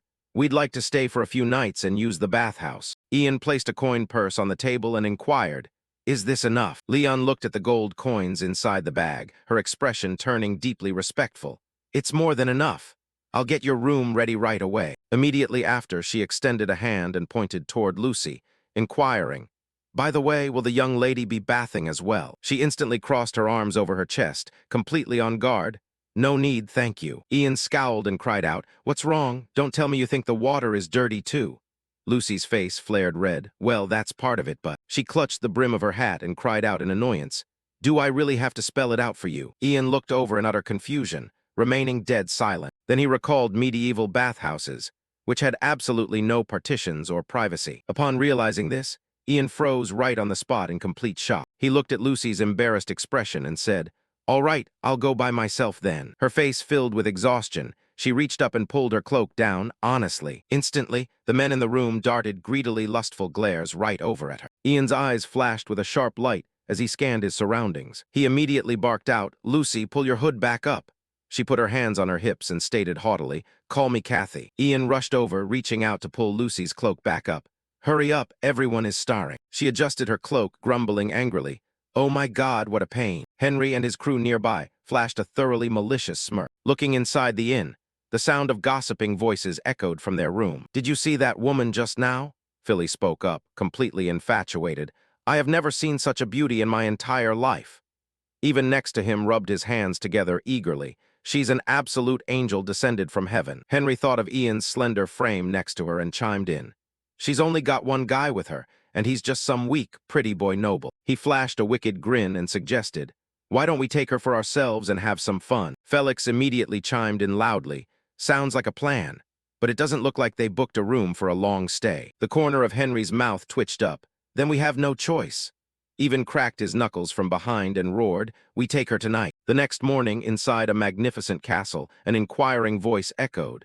So that's how it is you want to do business here. Waltz rested his chin on one hand, waving them off. Just do a good job and don't bring any trouble my way. Reek immediately dropped to his knees, thanking him respectfully. Thank you very much, my lord. Kneeling on one knee on the ground, he looked up and thought to himself. They say as long as I please the Baron, I might even get to enter this castle tonight. Suddenly a brilliant idea flashed through Reek's mind. Oh right, maybe I should tell him about the mage. Right after that, he bowed his head and called out loudly, My lord Baron, there is something I must report. Hearing this, Waltz raised an eyebrow and inquired, What is it? Reek's eyes immediately lit up, filled with anticipation. It's actually a secret, but out of my deepest respect for you, I simply cannot keep silent. Waltz was thoroughly pleased to hear this, reaching up to gently stroke his mustache. Very commendable. Speak. Reek placed a hand over his chest, recounting sincerely. The truth is, during my travels I encountered a mage. He then began gesturing wildly with his hands as he explained. The guy went like this, then whoosh, and then did this, saving us all. Waltz sat up straight, touching his chin in deep thought. Truly remarkable. Suddenly Reek raised a finger, his voice dropping low. Now don't be amazed just yet. He immediately clapped his hands together and added, That very mage is currently staying at an inn right here in this town. Waltz's face instantly turned pale as death, and he gasped out in terror. What? Breaking into a cold sweat, he began packing restlessly. This is bad. If a temperamental mage flies into a rage and unleashes a drake within my territory. Breaking into a cold sweat, he began packing restlessly. This is bad. If a temperamental mage flies into a rage and unleashes a drake within my territory. Waltz imagined a terrifying scenario where Ian went mad, unleashing Longtail to burn and slaughter everything in sight, causing his expression to grow even uglier. No, the situation was bound to be even worse, because right at this very moment, there was already a bunch of lunatics inside his territory. Waltz thought of the other group that had just arrived, the Holy Order of Santiago Knights, a crowd of zealots who took up weapons to serve God. They were both monks and warriors. Instead of fighting human wars, they hunted demons and monsters. The Holy Order proudly claimed to be the protectors of humanity. Waltz couldn't help but worry frantically. If that Santiago Knight Order and a mage who had tamed a drake crossed paths inside this territory, Waltz's entire face drained of color, his expression filled with pure anxiety. Immediately after, he barked out in a panic, "Commander." Kevin instantly placed a hand over his chest, responding, "Yes, my lord." Waltz raised a finger, pointing at Reek as he ordered, "Prepare a room for this man." Covered in a cold sweat, he added, "And summon the Santiago Knight Order immediately. Bring them to me before anything happens." Meanwhile, back at the inn, Ian and Lucy were having a meal in the middle of the main hall. Nearby, a heavily bearded man demanded angrily, "Where is my food?" A young girl, looking completely anxious, apologized. "I'm so sorry, I'll have it ready right away." Resting her chin on her hand, Leon let out a heavy sigh. "The bathwater isn't even prepared yet." Ian immediately stood up. "Let me handle it myself. I'm supposed to be helping out around here anyway." She asked back in surprise, "Are you sure? This is so embarrassing, especially while you're eating." He leaned in and whispered in Lucy's ear, "Just head upstairs as soon as you're done eating."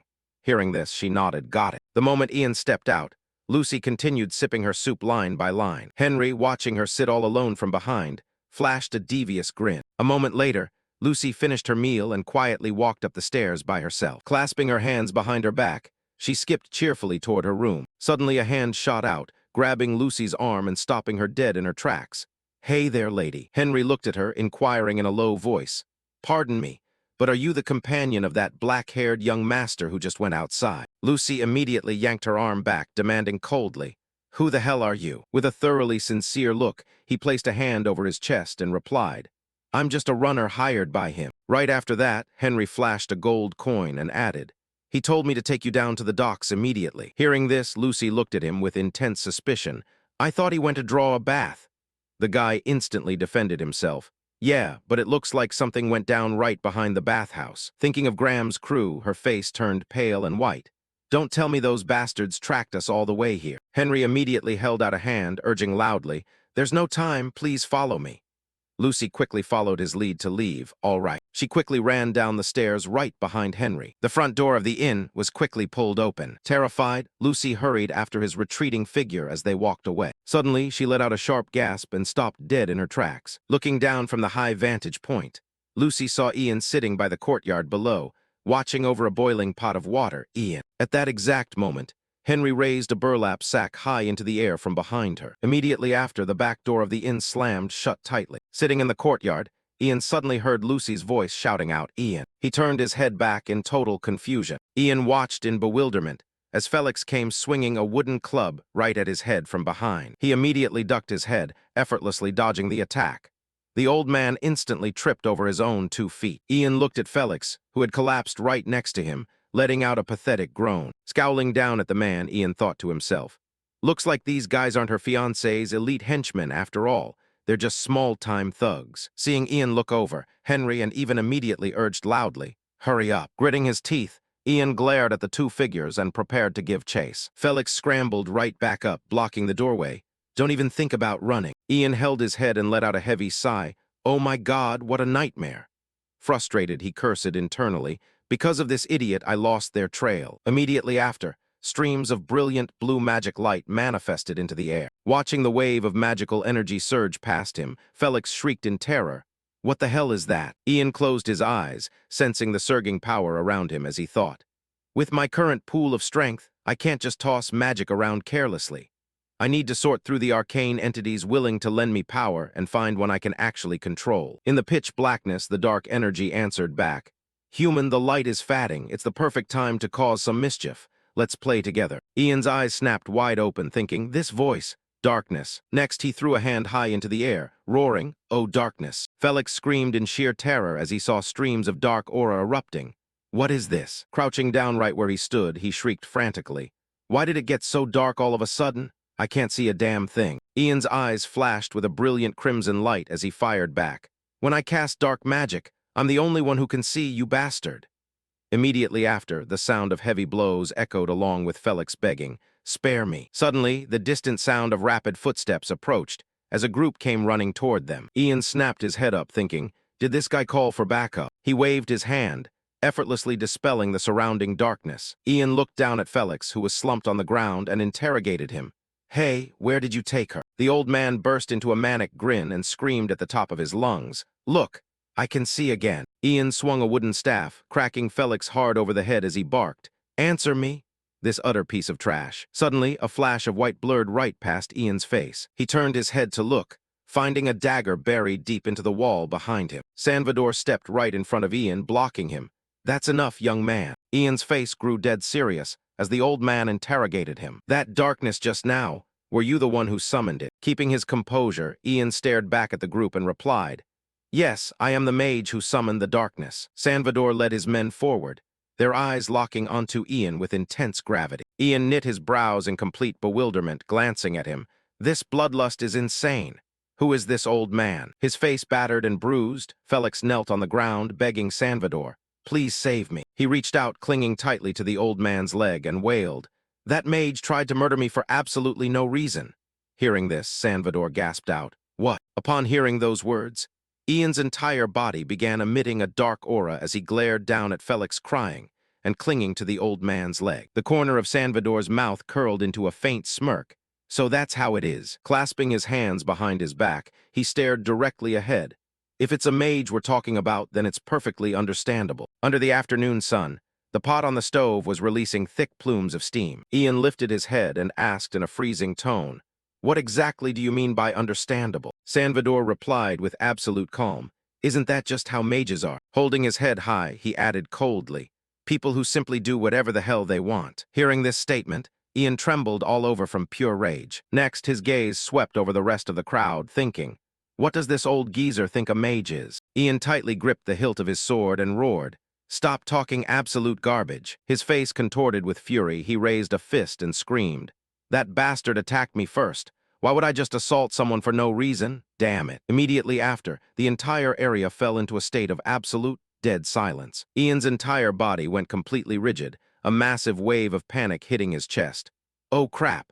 I lost my temper and screamed, if this old man gets pissed off and draws his sword." Suddenly, Salvador broke into a brilliant, radiant smile. Keeping his hands clasped behind his back, he stated, "The way you speak, it seems you are indeed a capable mage." Derek stepped forward with a stern expression and added, "However, that doesn't mean you are permitted to practice the dark arts." Ian's face immediately darkened, and he asked through gritted teeth, "Dark arts?" Derek stepped right up to his face, declaring, "Exactly.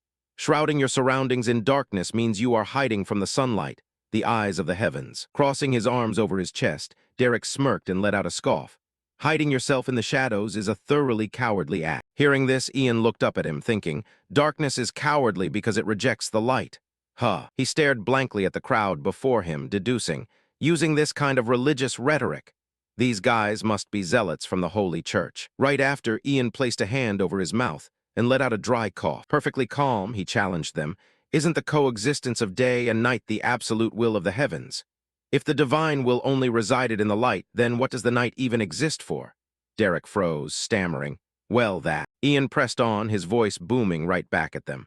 "Just as the existence of the sun creates light, its absence creates darkness. That is a fundamental law of the heavens. It's not like I invented a law that doesn't exist. So what could possibly be wrong with utilizing it?" His arms still crossed, Derek stood completely frozen on the spot. That." The followers standing behind him immediately crowded around, breaking into frantic whispers. After a long pause, one of the men pressed his lips together in silence, and then he broke into a wide smile and called out, "He's right. Without permission from above, no one could possibly manifest darkness beneath the sun." The man next to him pumped a fist in agreement. "I completely misjudged. This too must be the will of the heavens." Seeing this reaction, Ian lowered his head and muttered a silent curse. These medieval people are completely out of their minds. He raised his head to look at them, asking, "Can I leave now? My sister has been kidnapped and I have to go find her." Philly gasped out in utter shock. "What? Your sister?" Upon hearing those words, Salvador's eyes flared with intense bloodlust as he glared down at the man. "So the reason you assaulted this man was because you are an accomplice to the kidnappers?" Ian darted a glance over. "Yes." Covered in a cold sweat, Felix shrieked. "No." Hanging his head low under that terrifying, murderous gaze, he stammered out an explanation. "That's not." Salvador raised a hand and issued an order. "Derek, you stay here and keep an eye on him." Derek placed a hand over his heart and replied, "Understood, master." With his hands clasped behind his back, he walked right up to Ian. "Young mage, I apologize for taking up your precious time." Salvador smiled warmly, extending a hand as he offered, "Let me lend a hand as compensation." Along the riverbank, Ivan and Henry were desperately trying to row their boat away. Leading Salvador's group, Ian quickly caught up to the scene. A man pointed a hand toward the boat. "That's the spot the witness mentioned." The man with the ponytail clenched his fist in rage. "I can't believe those bastards are escaping by boat." The man beside him also roared in fury, "Cowardly scum." Ian cast his eyes toward them, falling into deep thought.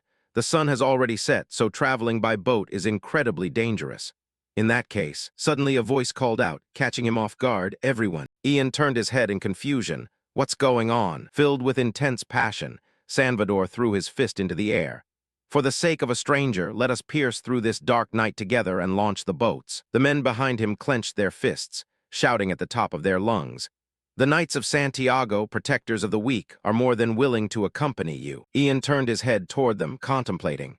"So they're knights, protectors of the weak. That actually sounds pretty cool." He held out a hand to advise them. "Taking a boat out right now is exceptionally dangerous." Salvador beamed with a bright smile, waving his hand off dismissively. "No need to be so formal, just speak casually." Ian froze right where he stood. "But I always talk like this." The old man kept his bright smile. "There you go again." Ian watched Henry's group as they began to coordinate. "I just found a hook. I'm going to pull the boat closer. When I do, throw your hooks over to that side." Hearing this, Salvador gasped in utter astonishment. "You're planning to pull the boat?" Extending a hand, he asked in sheer bewilderment, "Don't you practice dark magic? How can you utilize water magic?" With a perfectly calm expression, Ian countered, "I have completed the novice level in several different elemental magic attributes." Salvador stared intently at him, his expression growing serious as he pondered.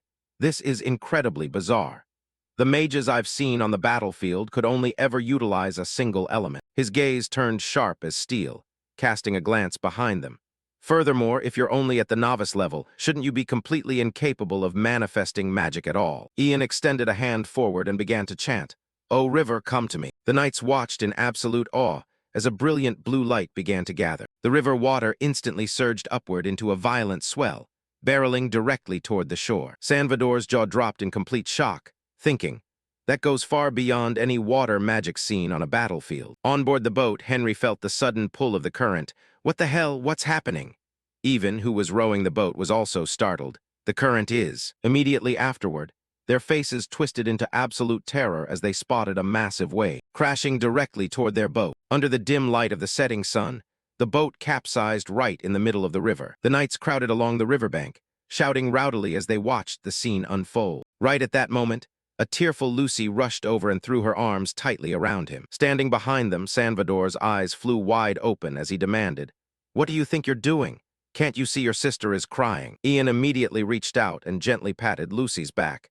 "You must have had a really rough time just now." She instantly buried her head in his chest, sobbing uncontrollably. Ian cast his gaze to the side, letting out a heavy sigh, thinking, "We need to get back to the inn for a bath immediately." He stared out at the fading evening light, thinking to himself, "But at that moment, I still had no idea that a peaceful bath in this world was something he would never be able to have again." Out on the streets, Bernard was riding his horse at a frantic pace, urgently clearing the path ahead. Loud shouts echoed through the air. "Everyone get back inside the inn immediately." Hansen stared at the white smoke billowing high into the sky. That smoke was undoubtedly from a battle. With a face full of anxiety, he urged his horse forward toward the source. Could the Lord's worries have actually come true? Hansen glanced over at Bernard riding beside him, sighing internally. "This is a massive headache. Just managing this sheltered young master is enough to drive me crazy." He lowered his head, unable to do anything but let out a weary sigh. At the site where the white smoke was rising, a lively commotion echoed through the room. "Let me scrub your back, sir. Then I'll handle this side." Sitting inside the tub of hot water, Ian answered, "I'm perfectly fine on my own." Immediately afterward, the room door was violently thrown open from the outside. Bernard rushed into the room, demanding, "What on earth are you doing?" Ian looked up with a thoroughly blank expression, taking a bath. He and Hansen listened to those words, shouting back in absolute disbelief. A bath. Bernard stared at the steaming tub of water. In a place like this, citizens of the Empire rarely bathed unless it was a highly special occasion. His eyes flashed with a sharp realization. With the surrounding area in such a chaotic mess, something definitely went down. As the eldest son of the Lord of Riverview, I have every right to a full report. His face tense with excitement, Bernard stepped forward. "Give me a proper explanation right now." Salvador bowed slightly, placing a hand over his heart as he replied with a smile. "Lord Bernard, I am Salvador. Please allow me to explain." Crossing his arms, Bernard asked, thoroughly annoyed, "Why should it be you? I am questioning him." Hearing that, the old man gasped in surprise. "Excuse me." Salvador lowered his head, explaining in a hushed tone, "That is because the person over there is a mage." Bernard gasped in utter shock. "A mage? What did you just say?" Immediately following that, a sudden realization sparked in his mind. Is he actually planning to go through with it? Bernard placed a hand over his chest, demanding with pure arrogance, "Mage, I am the rightful heir of the Kaltz family. Step out of that bath immediately and pay your respects to me." Ian instantly recalled a certain aristocratic custom in this world known as provoking a mage. To put it simply, it was an act where nobles deliberately provoked a mage to test their true capabilities. A mage who remained entirely composed under such provocation would be labeled as weak, whereas a mage who flared up in anger was considered truly powerful. Ian placed both hands on the rim of the bathtub, contemplating. "Wait, is this that provoking a mage thing Lucy was telling me about?" Crossing his arms, he looked down at the youth and flatly refused. "No." Bernard's face immediately contorted as he screamed, "You! What did you just say?" Shaking from head to toe, he roared in pure fury, "You dare defy me!" Bernard stepped closer, yelling in absolute outrage, "A mere nobody like you dares to stand against me!" With a perfectly calm expression, Ian shot back, "Why should I do anything you say?" The young master immediately threw a tantrum, ordering his man, "Hansen, drag that fraud of a mage out of there right now." Seeing Bernard being firmly held back by Hansen, Ian quietly praised him, thinking, "Not a bad performance." Then he let out a silent sigh. "All right, if that's how it's going to be." Ian's eyes flashed with a chilling light as he asked coldly, "A fraud? What did you just call me?" Bernard stared at the swirling currents of light manifesting around the room, completely paralyzed with fear. "What is the meaning of this?" Ian raised a single hand high into the air. Every loose object in the room instantly levitated straight toward the ceiling. Bernard threw his hands up in a panic, hurriedly backing down. "Stop! I've seen more than enough of your power. I sincerely apologize for my utter disrespect." In the blink of an eye, every single floating item crashed heavily back down to the floor. Ian let out a silent sigh of relief, stretching slightly as he thought, that should be enough to take him down a peg or two. He froze right where he sat as Bernard suddenly collapsed onto the floor, bawling like a baby. Ian's face went completely stiff as he stared blankly at the scene, thinking, "Oh, did I go a bit overboard? What if his family throws a fit and decides to execute me?" The next day, inside the magnificent white castle of the Waltz family, brilliant morning sunlight streamed through the tall windows. The Lord's voice resonated through the room. "Thank you for accepting my invitation." Waltz recalled the sight of Bernard sobbing in the corner, speaking up. "And I understand my son caused quite a bit of trouble for you yesterday." Looking thoroughly exhausted, he lifted his teacup and offered a sincere apology. Hearing this, Ian quickly followed up. "No, I should also apologize for taking things a bit too far." Waltz looked over at him with a curious expression. "By the way, I heard you have a companion traveling with you. Did you come here alone today?" With a calm face, Ian replied, "She has some matters to attend to back at the inn." Ian recalled the conversation before his departure, thinking, there's absolutely no need to let Lucy show her face here.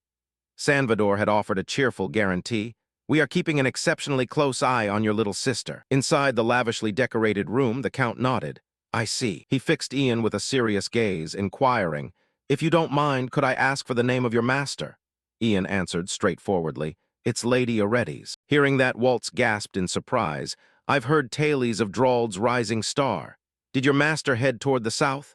Leaning back against the sofa, Ian confirmed, Yes, because that's where the Magic Academy is located. Looking thoroughly astonished, the Count questioned. So she didn't travel toward the Palgur Duchy or the Roxland Duchy this time, correct? Ian's expression instantly tightened. What exactly do you mean by that? Waltz remained silent for a long moment before adding, things have been incredibly tense lately. Ian froze completely as the man's voice dropped, continuing. It appears the Palgur Duchy has set its sights on Roxland. Hearing this, Ian couldn't help but worry, thinking, that means war could break out at any moment. Waltz fixed him with a cool stare, inquiring, are you heading south as well? Furrowing his brows tightly, Ian denied it. No, I am traveling east in pursuit of the world's mysteries. The Count extended a hand forward. Since that is the case, please allow me to present you with a gift. Ian looked over, thoroughly puzzled. A gift. He stared at the securely locked wooden box resting on the table, wondering, what's inside? Pointing a finger toward the wooden box, Waltz instructed, open it up and see for yourself. Ian reached out and gently lifted the lid of the wooden box, peering inside, and his eyes instantly flew wide open in utter shock. This is a staff. Waltz's voice echoed as he explained. That is a staff once wielded by a high-ranking wind magus. Looking calmly at the box, he added, its name is the Windwalker. Ian stared intently at the weapon, instinctively repeating, the Windwalker. He immediately reached inside and grasped the staff. Seeing Ian take hold of the weapon, Waltz offered a warm smile. It suits you perfectly. He spent a few moments inspecting the weapon.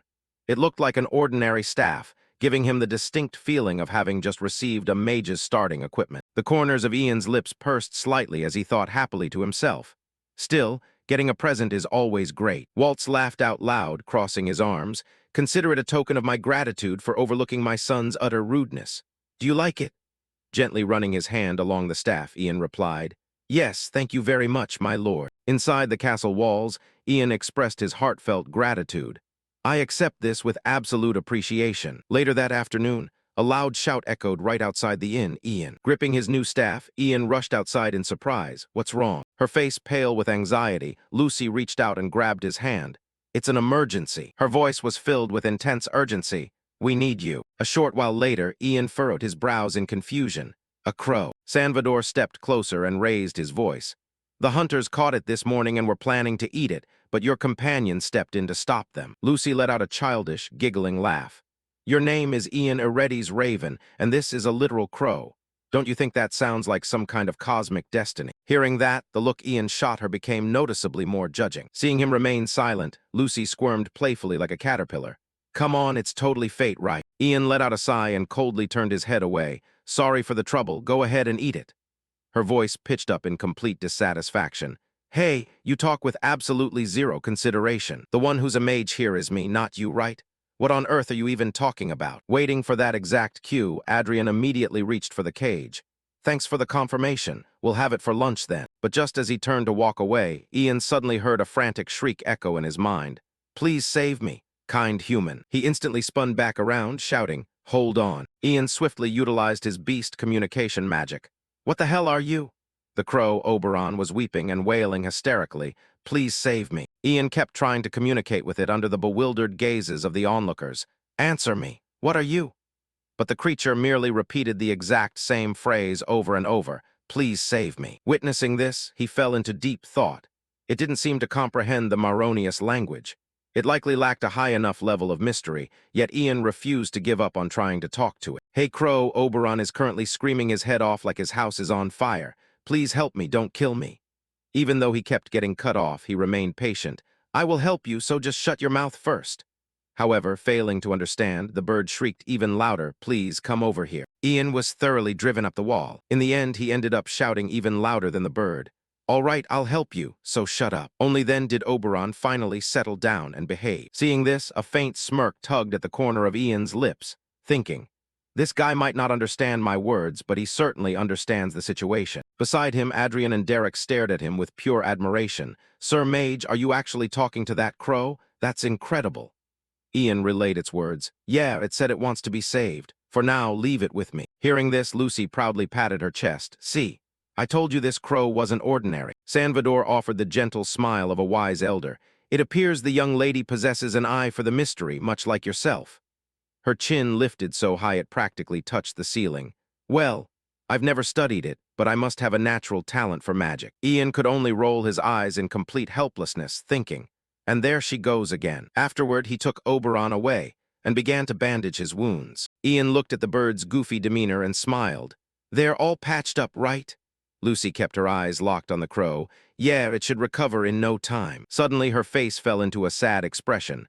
"So, what are you planning to do with this crow?" "Give it back to the hunters." After going through all this, Ian couldn't bring himself to do that, knowing it would just end up as someone's dinner. As if understanding their conversation, Oberon suddenly hopped onto his hand, begging in a thoroughly submissive manner, "Please don't abandon me. The humans around here are absolutely terrifying." Oberon's tears began to stream down like a running faucet. "Please."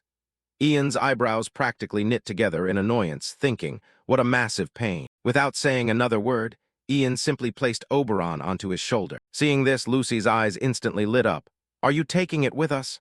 He gave a slight nod. "Strictly speaking, I'm just keeping it temporarily, at least until it fully recovers." She grew incredibly excited again, just like a child.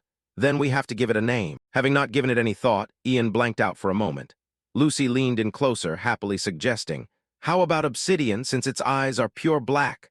Looking at the crow's thoroughly infatuated expression toward her, he could only sigh helplessly. This bird was practically in paradise just from getting Lucy's attention. However, being too lazy to memorize a long name, Ian immediately corrected her. "Too long. Let's just go with Oberon." Merely thrilled about having a new companion, she agreed wholeheartedly. "Sounds good." He reached out and gently patted Oberon's head. "From now on, your name is Oberon." The next second, the bird suddenly flapped its wings and squawked arrogantly, "Hurry up and present your offerings to receive my divine grace." Ian's eyes made absolutely no effort to hide his sheer disgust, thinking, look at him acting all high and mighty all of a sudden. I guess he's happy. Out of nowhere, Lucy spoke up with a suggestion. "Oh, right, Ian. I was thinking maybe we should travel along with the knights." He fixed a steady gaze on her. The knights. It was clear she was feeling a bit anxious about the journey ahead. "I think it would be much safer than traveling alone." Ian immediately pictured the burly, heavily built figures of those men. It made sense. Bandits wouldn't dare launch an attack easily. But what if they aren't heading in the same direction as us? As if sensing Ian's hesitation, Salvador pushed the door open and stepped inside. "What are you worrying about?" He was startled backward, blurting out, "Elder." He sat down right across from Ian, saying, "Even if you are a mage, traveling alone with a woman is still dangerous. Why don't we make a deal?" Ian asked, a bit confused. "A deal?" A gentle smile crossed his face. "Exactly. The truth is, we are currently on our way to eliminate a monster that has appeared within the Baron's territory." Hearing that word, Ian instantly tensed up. "A monster." Salvador's voice dropped to a noticeably dark tone. "Are you familiar with the creature known as a manticore?" "It's a monster shaped like a giant lion. The manticore is a beast notorious for being incredibly brutal and bloodthirsty." Ian had a vague idea of what the old man was getting at. "Yeah. Don't tell me you want me to go hunt a manticore with you guys." But Salvador shook his head in denial. "No, we have no intention of dragging you into danger. Of course, if you're willing to help, we certainly won't turn you down." After listening, Ian went silent for a long time. A moment later, he suddenly stood up from his chair, and just like that, he rolled his eyes and started to walk away. "Then I decline." Salvador let out a chuckle, quickly gripping Ian's shoulder to hold him back. "At least hear me out first." Ian sat right back down in his seat. "Fine then." Salvador slowly began to explain their background. "Actually, we are a knight order established by a sect of the Holy Church. However, when we mentioned we were going to hunt the manticore," a dark shadow of sorrow crossed Salvador's face. "It seems the priests in the Count's territory forced a certain mage to assist us. That probably rubbed them the wrong way. So we want you to step in and mediate with that mage for us. A mage's words will hold a lot more weight than a knight's." Hearing this, Ian just lowered his eyes, lost in thought. This wasn't a bad deal at all. As long as he coaxed that other mage, he'd get a whole knight order to escort him. After weighing his options for a bit, he finally agreed. "All right, let's go together then." After weighing his options for a bit, he finally agreed. "All right, let's go together then." This might have been the smartest decision Ian had ever made.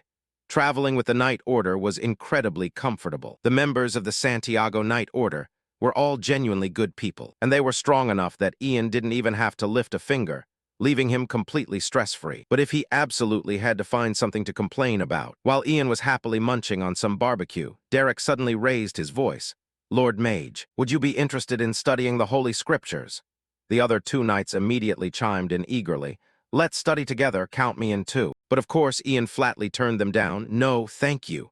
The three of them cried out in unison, "Why the hell not?" He didn't even bother to pay attention, focusing on his food instead. Even though it was a comfortable ride, these guys just kept trying to drag him into their religion. Salvador let out a few chuckles and sat down across from Ian. That's a real shame. Chewing his meat, Ian asked in confusion, what is? The old man had seen Ian's potential early on. If you were up for it, you could have easily become a priest for the order. Hearing that, Ian fell right back into deep thought.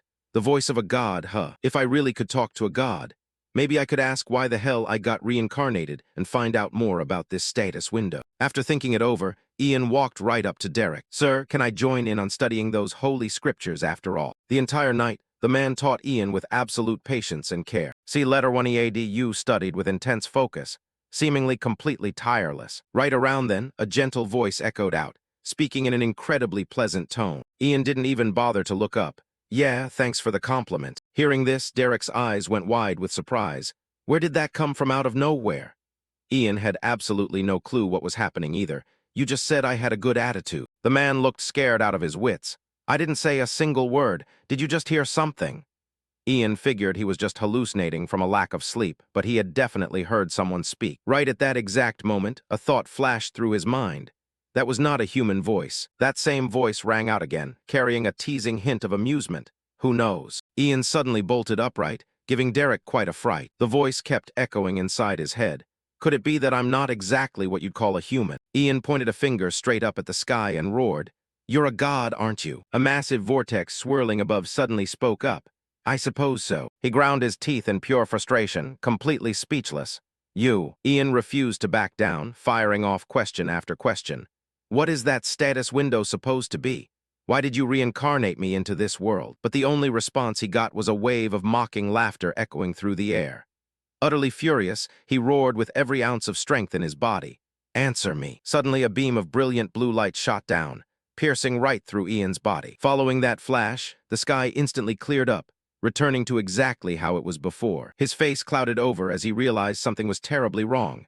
Don't tell me. Ian felt his head spin, a massive wave of emptiness washing over him. You really just dipped on me, didn't you? He snarled so hard the veins popped right on his forehead. Hello. Getting absolutely no answer, Ian jumped up and down in pure rage. Hey, God, get your ass back here right now. The soldier next to him quickly held him back, saying, Whoa, hey. While Ian was still throwing a wild tantrum, the other soldiers piled in to restrain him. Please, just calm down. He poured himself into studying the holy scriptures like a maniac, all just so he could get another chance to talk to that absolute jerk of a god. And as a result, he ended up unlocking a brand new skill. Holy magic skill.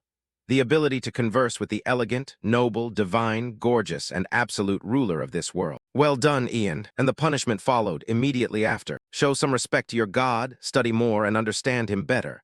The more devotion you show, the happier he will be. The elegant, noble, divine, and gorgeous ruler of this world. Tears streaming down his face, Ian slammed the book shut, thinking, is this really the god who granted me this skill? Did the creator, or whatever the hell you want to call him, just throw me into this world to sit back and mock me? Ian got absolutely no answers, leaving him to do nothing but curse like a sailor.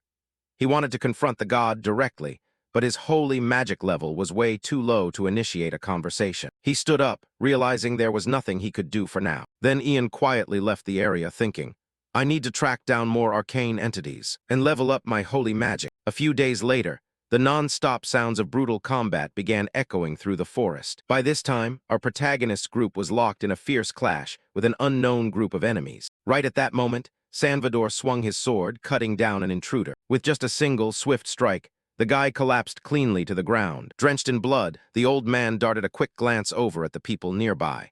Hey, rookie mage, everything good on your end? Ian timidly raised a hand, his voice barely louder than a squeaking fly. Yes, sir. But looking at the wounded bodies scattered all over the ground, a wave of pure terror surged in his chest. Of course, everything was fine, considering you guys just completely obliterated them. Salvador looked over at Lucy, who was stammering right next to him. Are you hurt anywhere? She stuttered nervously. I'm fine. But what about the elder? Seeming to read right through Ian's anxiety, Salvador offered some comfort. No matter how old I get, I'm not going to lose to garbage like this. Feeling as though a massive weight had been lifted off his chest, Ian spoke up easily. I heard you used to be a mercenary back in the day. That's incredibly impressive. Holding the hilt of his sword firmly, the old man replied with total confidence. I might look like this now, but I was actually pretty famous in my youth. Then Salvador gave a powerful swing of his sword, looking imposing. That's why I go by the title of Elder. There are way too many idiots out there who just look at my name, judge me, and try to pick a fight. Ian's gaze darkened as he fell into deep thought. So he's famous enough that literally everyone recognizes his name. Salvador raised his sword high with a triumphant look on his face. We have eradicated the evil bandits. The soldiers under his command immediately joined in, cheering and roaring with pumped-up morale. Hansen took the lead, pointing out the way. Master, the path splits into two up ahead. He seemed to be incredibly familiar with this particular route. The eastern path led straight to the Count's castle, while the western route headed into the forest where the manticore had been spotted. Salvador pointed toward a section of the woods. The place where that mage lives is down this way. Then he waved his hand to call the group over. Let's move, Ian. He suddenly hesitated, asking for a brief delay. Please wait a moment. Then he turned to Lucy, who was standing timidly beside him. Lucy, let's go meet this mage first before we head over to the Katina territory. But she flatly refused. No, I'm going to head out first. A look of worry washed over Ian's face. Are you going to be okay on your own? To put his mind at ease, she gave a bright smile and quickly turned to leave. I'm not a child, you know. Taking this route will get me to my uncle's place in no time. Lucy even gave a cheerful wave. See you later. Ian watched her retreating figure, his heart still tightly gripped by anxiety. Is she really going to be fine? Keeping his eyes locked on Lucy, he muttered to himself. I need to wrap this up quickly and go after her. Suddenly noticing Lucy was gone, Salvador asked, Where did your sister go off to all by herself?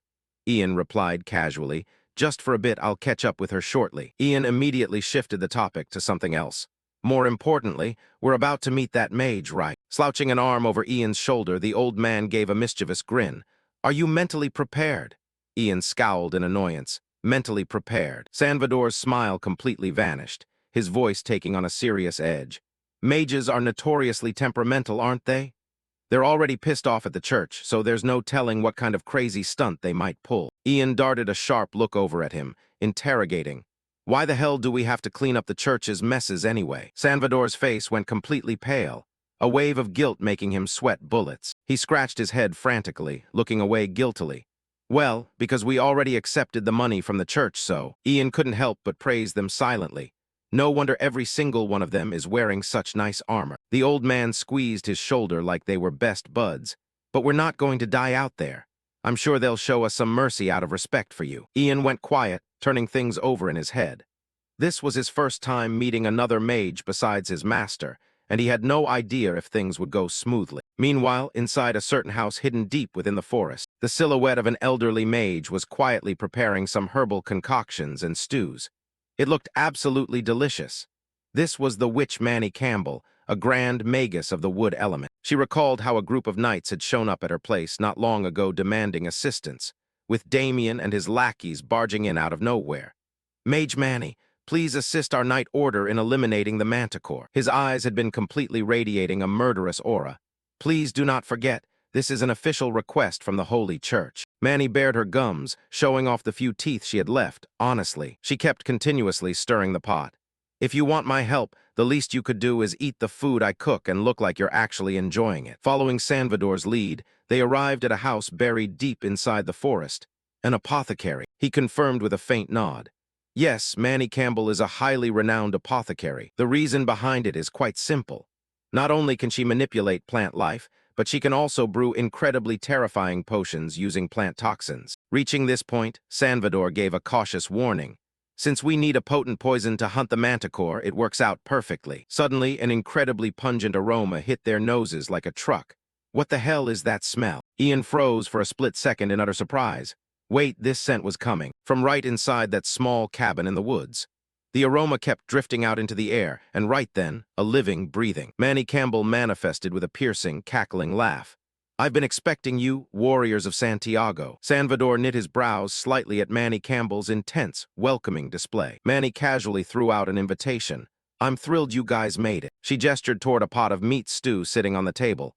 Come, enjoy the feast I prepared for you. A moment later, Ian's group managed to step inside Manny's house. Everyone was served a bowl of stew that gave off a thoroughly repulsive odor. Man, this smell is way too strong. Salvador still refused to take his hand away from his nose. There's really no need to prove your strength to us in this manner. She let out a sigh as if trying to justify herself. I'm simply treating my guests to a rare dish made from plants my husband poured his heart into cultivating. But the next second, she threw out a blatant provocation. And if you're not my guests, you're free to leave.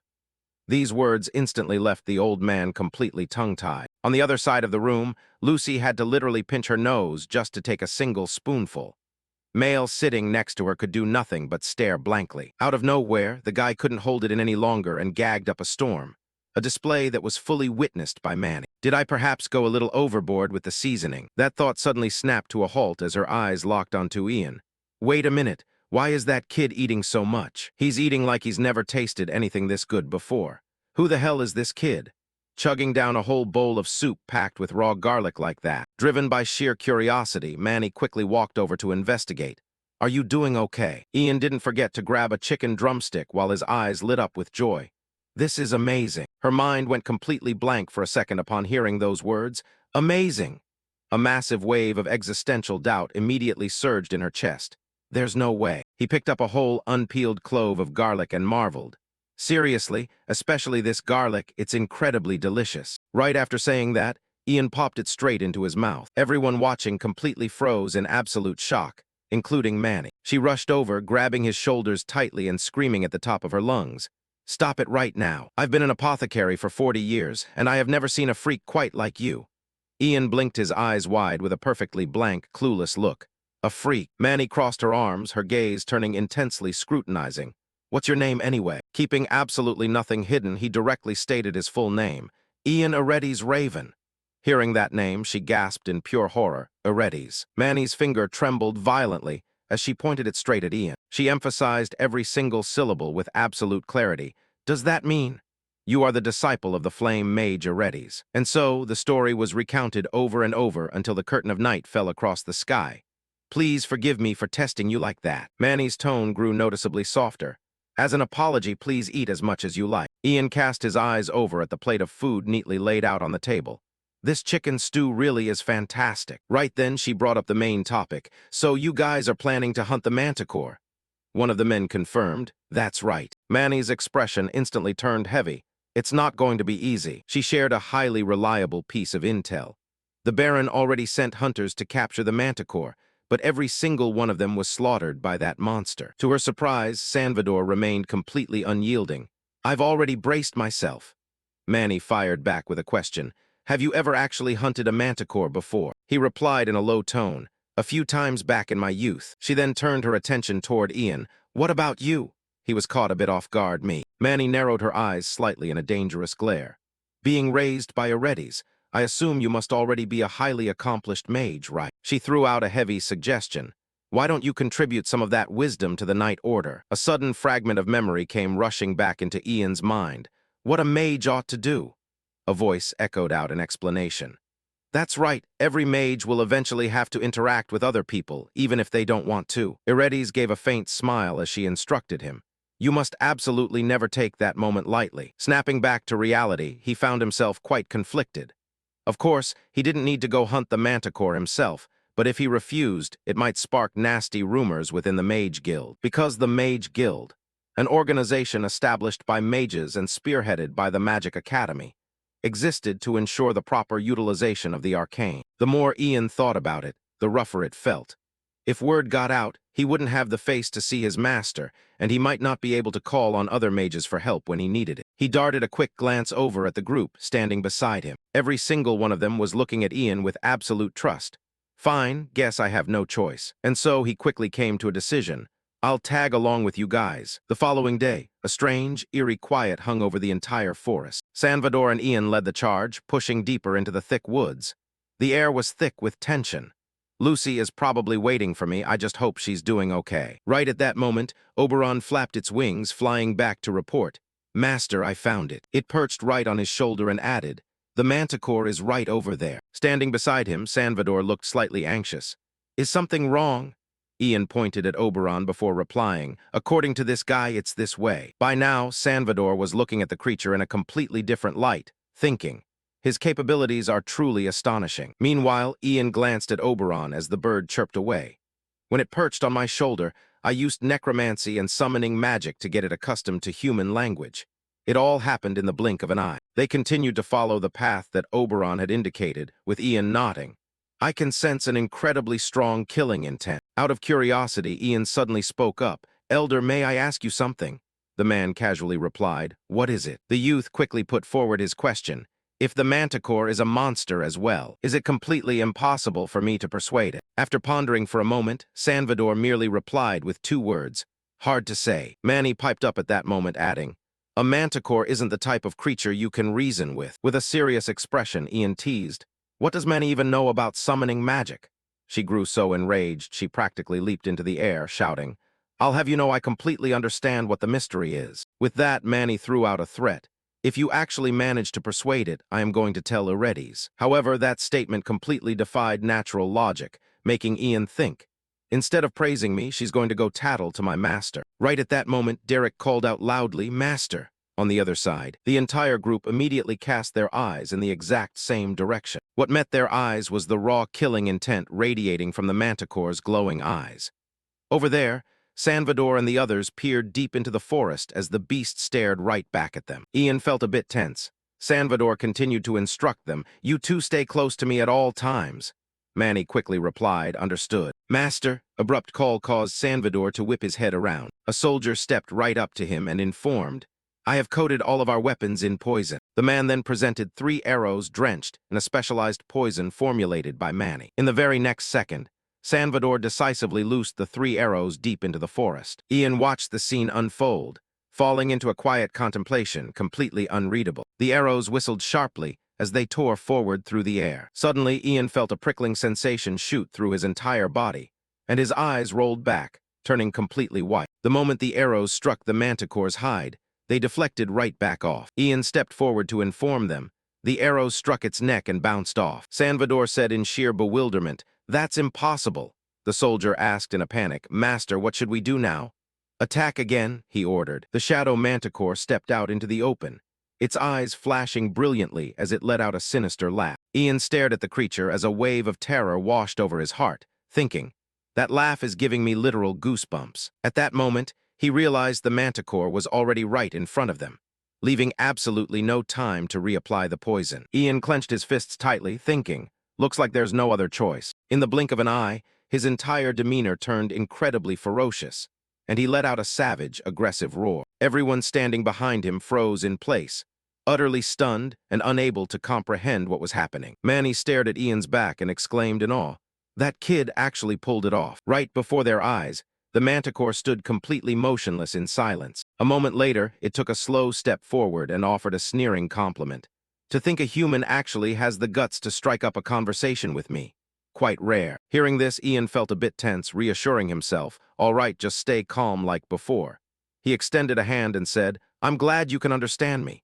I am Ian, a mage. However, the manticore callously barked back, beat it. Those words left Ian utterly dumbfounded, his entire body freezing up. In the very next second, the manticore showed zero respect and hurled excrement directly onto Ian's head, snarling, Eat it, you foolish human. Ian stood there completely paralyzed, his expression darkening heavily. He couldn't restrain himself from snapping, What is wrong with you? Who do you think you are?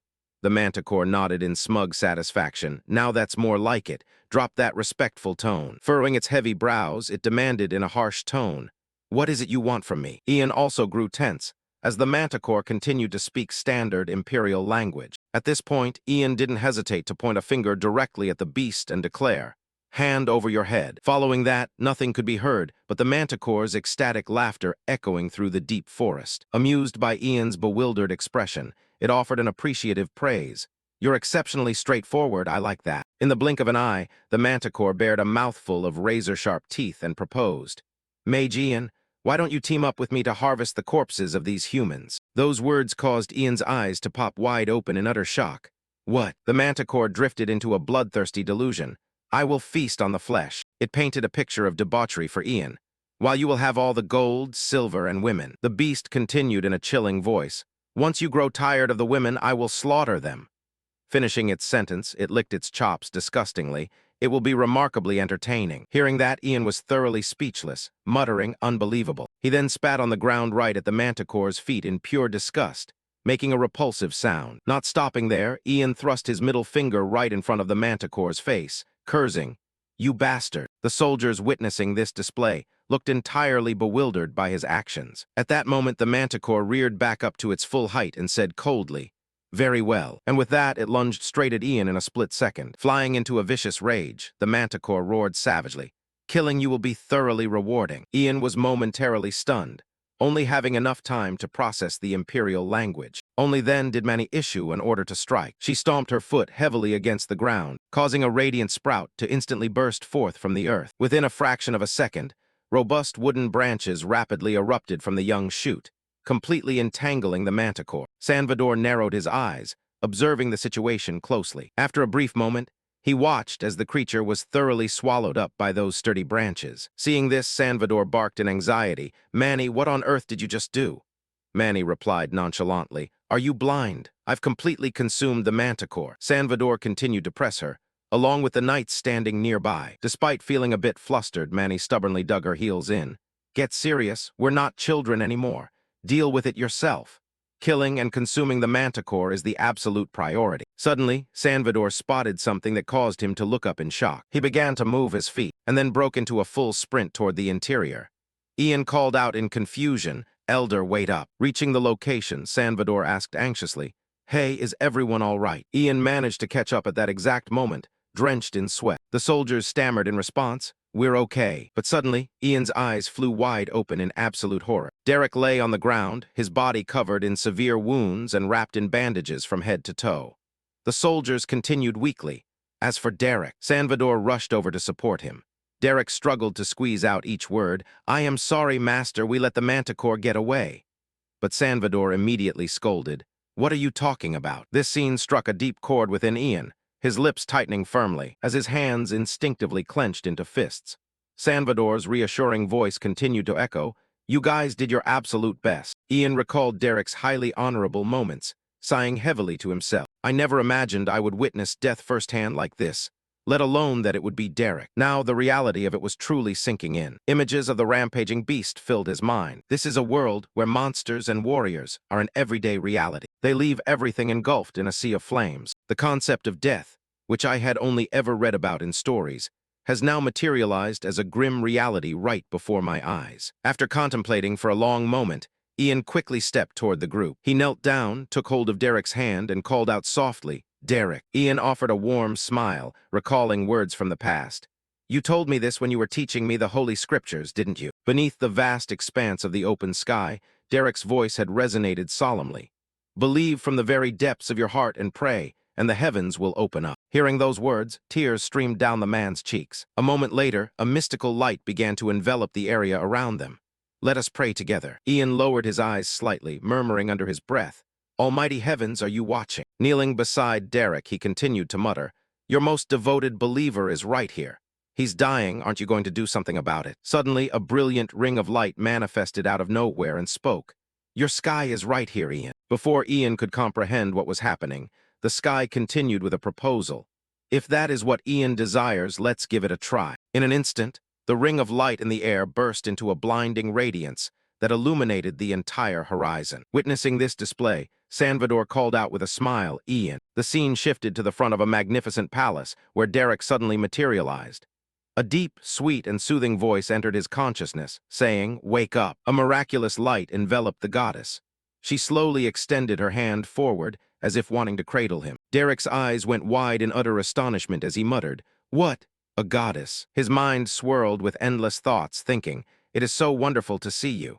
Yet the more he looked, the more Derek trembled in sheer disbelief. Why is a goddess here? Does this mean this is the heavenly realm? Sensing the anxiety within him, she closed her eyes and gently instructed, "You still have work to do." Derek quickly sat up, entirely bewildered. "Work I must do." The goddess gently extended her arm amidst the shimmering light, guiding his path. "Spread my will even further. Aid the weak and bring happiness to their lives." Derek's eyes popped wide open in absolute shock at her next words. "And assist my apostle, Ian." A brilliant flash of light gradually materialized before his eyes alongside her final message. "That is my divine will." In the very next second, Derek snapped awake from the dreamlike vision. His vision blurred, his eyes squinted as he gradually recognized the familiar faces. Salvador called out his name in sheer astonishment. Derek, you're awake. Drenched in fresh blood, Derek sat up in a complete panic. Where on earth am I? While he was still entirely dazed and disoriented, a voice echoed from a distance, calling his name. Derek. Clutching his staff, the corners of Ian's lips tugged into a playful smirk as he teased. How does it feel to come back from the dead? The moment he saw the youth, Derek couldn't restrain his emotions and rushed forward with tears streaming down his face. Ian was startled backward by the sudden advance, stammering, "What the hell are you doing?" The man fell to his knees at Ian's feet in pure gratitude. "Lord Ian, you saved me according to the will of that magnificent entity, didn't you?" He glanced down at the kneeling man, feeling a bit awkward, though in truth Ian couldn't entirely deny it. "Well, I was only able to utilize holy magic because the goddess of the angel church lent me her power, so what he's saying isn't completely wrong." Therefore, he gave a nod of acknowledgement and admitted, "How did you know?" "The goddess told me I must save you because you still have plenty of work left to do." Derek flinched, recalling her words from the vision. "You still have work to do." A look of profound, sudden admiration washed over his face, and he prostrated himself entirely at Ian's feet, showing the utmost reverence. "I bow before you." Apostle sent by the goddess. The companions traveling with them found Derek's behavior completely ridiculous. There was zero doubt that Ian had used magic to save Derek, but calling him an apostle of the goddess meant the guy was definitely hallucinating. Let's just keep observing him for a while longer. Nevertheless, everyone let out a collective sigh of relief, their hearts filling with absolute peace. With her hands on her hips, Manny couldn't help but chime in with surprise. "You guys were all practically on the brink of death, yet you still managed to exert so much energy." After gathering his composure, Salvador rallied his comrades. "All right, shall we continue hunting the manticore?" The entire squad hit the road again, completely fired up, shouting, "Sir, yes, sir." Ian also began to map out a different strategy with his beloved pet crow. "I'll have Oberon fly ahead to scout the path." Hearing this, Salvador expressed a bit of concern. "Is that safe? It could run into danger." After the crow launched into the blue sky, Ian quietly offered a single-word reply, "No." Salvador truly couldn't fathom the boy's intentions. Remembering the manticore's thoroughly menacing face, Ian's resolve hardened even further. He glanced at the group with a dead serious expression. "I know that creature isn't some ordinary piece of garbage, which is exactly why we need to beat it to an absolute pulp." Throughout the town, agonized screams and scattered piles of debris were everywhere. The manticore launched an assault on a village, leaving the citizens utterly paralyzed with fear. "A monster!" someone screamed, as the villagers fled in a frantic panic in every single direction. A young man was holding his father's hand when, without warning, his father collapsed backward. Roland spun around in sheer horror, shrieking, "Father!" But there was absolutely nothing he could do. The manticore was already standing directly behind them, a mere few paces away from his father. In that desperate moment, Roland spotted a three-pronged rake resting nearby. Without hesitating for a single second, he raised the rake toward the beast's face and threatened, "Get the hell out of this town right now." Even though Roland was desperately trying to compose himself, his entire body kept trembling violently. "You literal monster." The manticore let out a low, contemptuous chuckle. "So this human is your father?" Roland's terror intensified. How can you speak human language?" The beast's booming voice rang out in a mocking challenge. "I'll make you a highly generous offer. Slaughter your father and present him to me. If you can do that, I will spare the lives of every single remaining human here." Roland trembled more and more, but he refused to submit to such an outrageous demand, firing back. "Do you seriously think I would ever agree to that?" The manticore twisted its face into a bizarre grin. "In that case, there's no other way." It let out a massive roar, raising its razor-sharp claws. "Die." At that critical instant, the youth threw his own body over Bastion to shield him, screaming, "Father!" Right before the fatal blow could land, a piercing arrow came whistling through the air. Fresh blood began to spill from the manticore's body, as a new wound manifested clearly. Salvador materialized just in the nick of time. The moment he arrived, he engaged in a fierce battle with the manticore, determined to prevent it from claiming another innocent life. Staring up in utter bewilderment, the father and son gasped, "The Knights of Santiago." Salvador looked at the men behind him and barked out with absolute authority, "Prepare for battle." The entire group began drawing up a formation, aiming straight at the monster in the center. Even though the manticore was blinded in one eye, his combat prowess remained fierce, and he bared his fangs in pure fury. "Do you animals want to die that badly?" Ian stepped out onto the grassland where the sunlight beamed directly onto his body, letting out a smirk. "What an absolute idiot! How pathetic." Ian's gaze locked onto him with sheer contempt. Struggling at this point is completely useless. Being openly mocked made the manticore completely lose his cool. "Shut up, mage." But Ian still treated him like nothing more than an absolute thorn in his side. "Is that just the barking of a loser? All talk and no action." He successfully infuriated the manticore, causing the beast to spin around and charge straight toward him. Insolent brat. With that, he came barreling at top speed toward his opponent. And every single bit of this was playing out exactly according to Ian's calculations. The manticore kept charging forward at a frantic pace in his blind rage. Right at the very last second, Manny jumped right in front of Ian to shield him. She muttered a few lines of an incantation. "Oh, wood grow." Out of nowhere, the surrounding grass and flora violently stirred and shot skyward. Thick vines abruptly manifested from both sides of the manticore, weaving into a tight binding rope that wrapped completely around him. What the hell is this? Salvador and his troops immediately seized this golden opportunity to strike.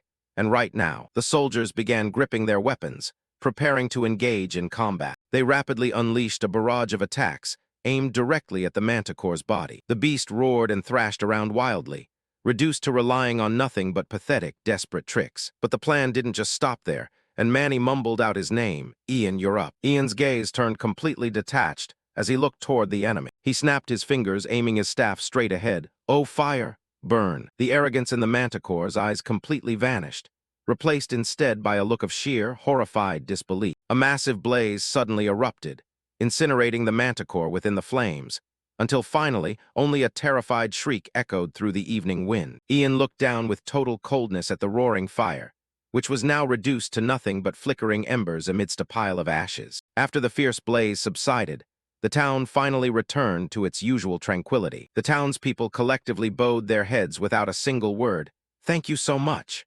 Representing the knights, Salvador replied with total courtesy, "We only did what needed to be done." Meanwhile, Ian stood there watching the man literally bask in a glorious aura, casting a deeply peculiar look his way. Oberon quickly leaned into his ear and whispered, "Master, did you just get sidelined?" Transforming his embarrassment into pure rage, Ian snapped in a low voice, "Shut up." Truthfully, he already had a pretty good idea of what the answer was. The townspeople were probably terrified of him because he had just turned the manticore into a giant fireball. But right then, the sound of approaching footsteps snapped Ian right back to reality. Roland stepped forward alongside his father and spoke with deep respect. "Lord Mage, thank you for saving our lives." Ian was caught so off guard by this situation that he went completely tongue-tied, his mind swirling with immense awkwardness, thinking, "It's not like I did this just to get thanked." But while he was completely lost in thought, Salvador timely joined the conversation. "Ian, you were genuinely impressive out there. We only managed to take down the manticore thanks to you." The sudden flood of praise caught Ian completely off guard, leaving him frantically stammering out a textbook response. "I only did exactly what Manny told me to do." Seeing someone old enough to be his father figure groveling before him made Ian panic even more. "Please, lift your head up."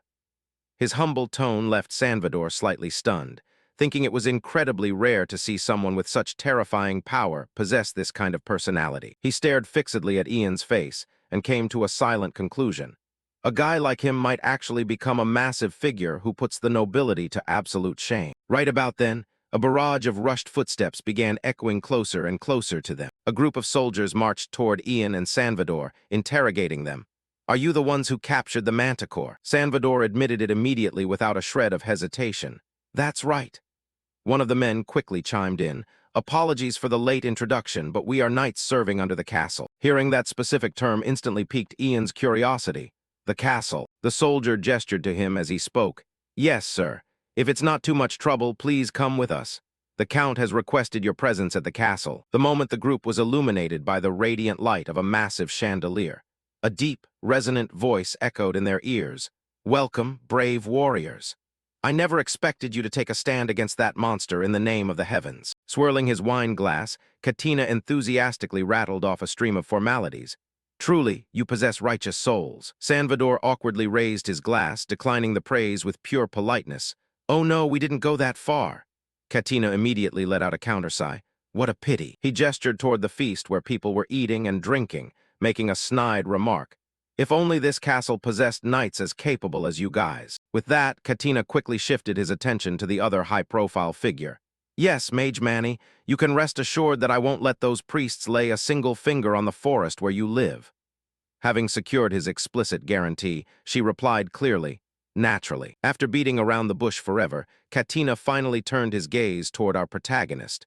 Furthermore, Mage Ian, I have heard all about you from my niece. Before he could even finish his sentence, he went completely choked up, utterly stunned by the way the kid was inhaling his food like a starving refugee. Ian only snapped out of it when Oberon couldn't bear to watch anymore and gave a quiet nudge, whispering, "Hey, that guy is talking to you, master." He instinctively blurted out, "What?"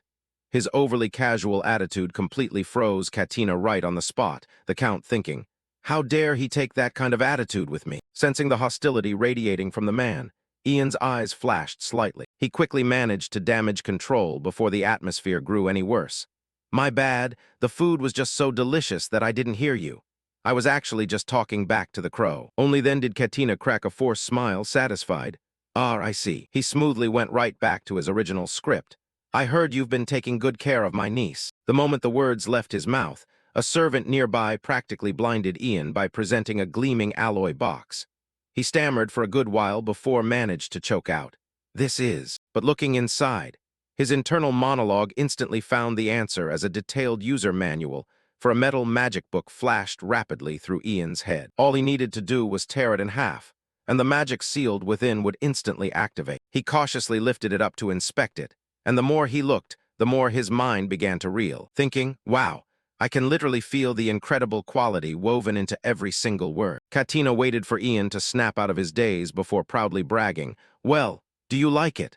I had that prepared specifically for you." Ian didn't stand on ceremony, tucking the treasure securely into his chest as he returned the favor. "Thank you very much for such a precious gift." The Count generously played along, think nothing of it. Katina rubbed his index finger and thumb together, continuing to express his thoughts. "You brought Lucy back safely. Compared to that, this item is absolutely nothing." The moment he finished speaking, he suddenly let out a sharp snap of his fingers. As if guided by pure magic, the doors gently cracked open, leaving a small gap. Looking incredibly gorgeous, Lucy stepped into the room under the gaze of dozens of staring eyes. Ian was the only one who completely ruined the moment by clapping a hand over his mouth to stifle a laugh, internally giggling. What is up with that ridiculous hat? The closer he looked, the more he felt like his personal sense of aesthetics was being brutally violated. Suddenly, Lucy cleared her throat to build up some momentum. The next second, her face flushed red as she asked a thoroughly plain question. "It's been a while, how have you been?" And Ian's response was even more dry. "Yeah, long time no see." Salvador immediately picked up on the romantic tension and openly teased them. "So it turns out she wasn't your sister, she's your girlfriend?" Ian quickly raised his wine glass to cover his embarrassment.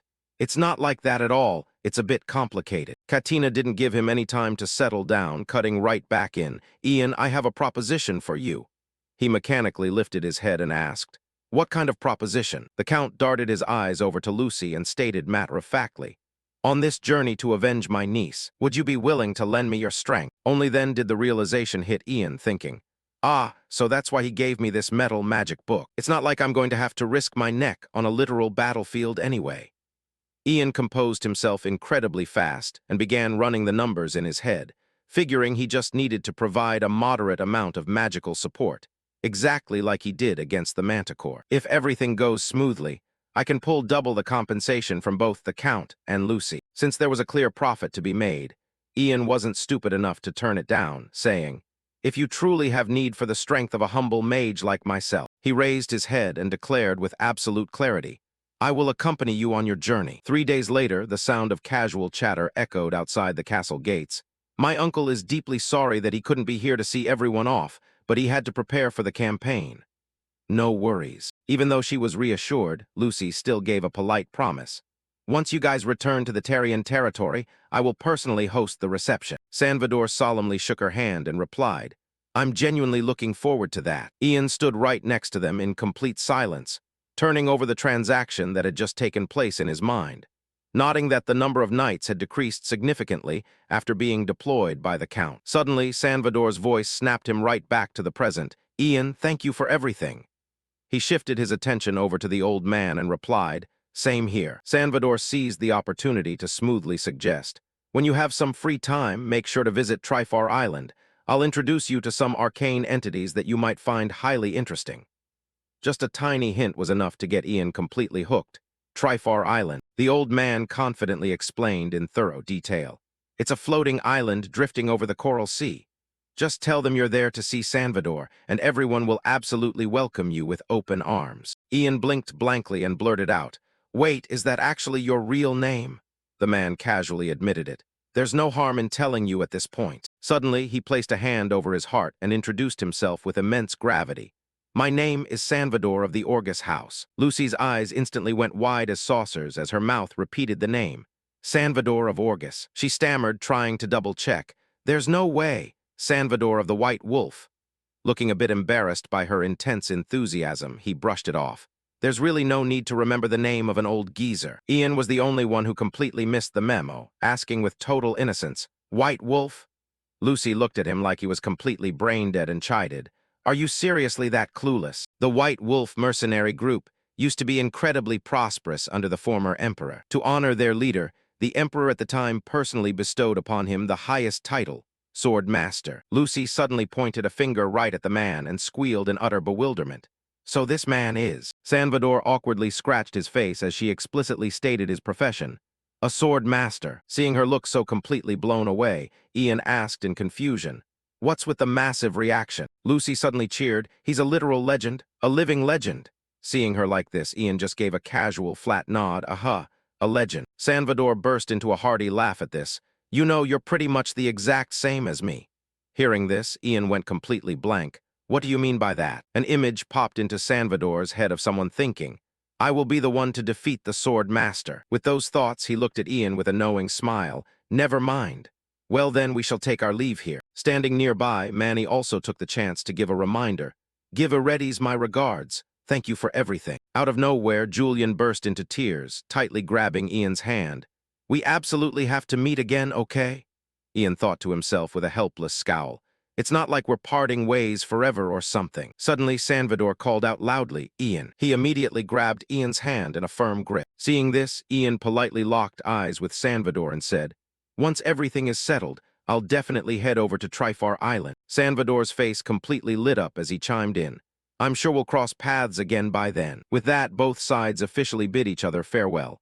"Until that day comes, take good care of yourself." Right at that moment, over on Katina's side, he slowly stepped up onto the podium. But Katina's face couldn't completely hide his deep, pensive thoughts. He blankly recalled how Lucy had been kneeling on the ground, weeping as she begged, "Uncle, please bring the person who murdered my mother to justice." Thinking back to this, Katina's gaze hardened instantly, radiating an indescribable, chilling bloodlust. "Graham dared to murder my sister, and he actually intends to go through with a wedding with Lucy." However, as far as the Katina territory is concerned, this situation isn't entirely bad. I can use Lucy as a literal shield to secure my territory, and then marry her off to one of my subordinates. The Terrian territory will fall right into my hands. Deep within Katina's eyes, a look of absolute, utter loathing manifested clearly. Snapping back to Ian's side, he was currently staring intently at Lucy's glowing face, thinking, "Once this entire mess is over, I'll try to have a proper chat with Lucy." Standing on the podium with fierce resolve, Katina declared, "In the name of the laws of this land, I pronounce judgment upon that dead man who abused his power." The soldiers gathered below shouted in unison, "Long live the Count." Katina's determination grew even fiercer. "Everyone, follow me." Meanwhile, nightfall had officially descended upon the military camp. Inside the kitchen area, Ian was busy tinkering around with something. Sitting right next to him alongside two soldiers, Lucy asked in confusion, "Ian, what on earth are you doing?" He kept his eyes locked on the violently bubbling pot of water. "I'm boiling a spoon." Hearing his response, a thought immediately popped into Lucy's head. "Why? Is he planning to boil it and eat it?" Suddenly, the two soldiers whispered to each other from a distance, "I heard the mage is brewing some kind of soup. Let's keep our distance." Hearing their gossip, Ian cursed silently under his breath, "Idiots, I'm sterilizing it." Sitting nearby, Lucy overheard him and blinked blankly. "Sterilizing." Seeing her looking so completely clueless, Ian explained, "It's basically similar to arcane magic." Explaining it properly was completely pointless anyway. The two soldiers looked even more utterly stunned than Lucy. Arcane magic. A moment later, a calling voice echoed from right behind Ian's back. "Lord Mage." The two soldiers walked up to him awkwardly, asking, "Could you mind boiling this item for me too?" Seeing their behavior, Ian's blood boiled with absolute frustration. "I already told you guys it's not a damn soup." As the night went on, The entire camp was happily going about their business, when Lucy suddenly let out a faint sigh. "Hey, Ian, I've been thinking about something." Hearing this, Ian knit his brows and looked at her. "What's up?" Lucy darted her eyes over to him. "Your promised reward." Hearing those words, Ian instantly remembered. "Oh, right." Lucy looked at Ian with total gravity. "I originally planned to give you gold, but I figure you're probably bored of that by now." The moment the words left her mouth, Ian's eyes went wide in pure shock. Lucy spoke with a gentle laugh. "So I spent a really long time thinking about what kind of item would actually satisfy you. And the result was," he looked at her, utterly intrigued. As it turned out, Lucy began recounting the tale of the magic sword Anarizo. That was a gift bestowed by the ancient ancestors upon the very first generation Baron Tarian. Legend has it that the Baron fell deeply in love with a fairy, and wielding that very sword, he became the savior of the fairy realm. Reaching this part of the story, Ian's face went completely blank, thinking, what kind of generic fantasy novel plot line is this? He scowled at Lucy, asking, if the Tarian house possessed such a powerful magic sword, why are you guys still just barons? She immediately fired back. That story happened 400 years ago. Ian asked flatly, and Lucy broke into a deeply embarrassed smile. Anariza was buried right inside the tomb of the first-generation Baron. So if you want to get your hands on it, we're going to have to dig up the grave. Ian's jaw dropped so hard his face couldn't hide the pure horror he felt, thinking, a descendant is actually going to grave rob an item that her own ancestor personally buried, just to hand it over to someone else. Ian's face went completely pale as he stared at Lucy. So your family's ancestral tomb is basically just a time capsule? Caught off guard by his sudden question, Lucy blinked blankly. What do you mean? Ian asked out of sheer curiosity. I don't really get it, but it's a magic sword, right? And it seems like it holds immense value. Shouldn't it be better if your family keeps it for yourselves? That has to be a whole lot better than just letting it serve as a baron's bragging right forever, don't you think? Lucy pouted slightly and told Ian, I haven't been able to give you anything in return yet, but thanks to you, I've secured my right to fight, and I am incredibly grateful for that. As she spoke, she clenched her hands tightly together.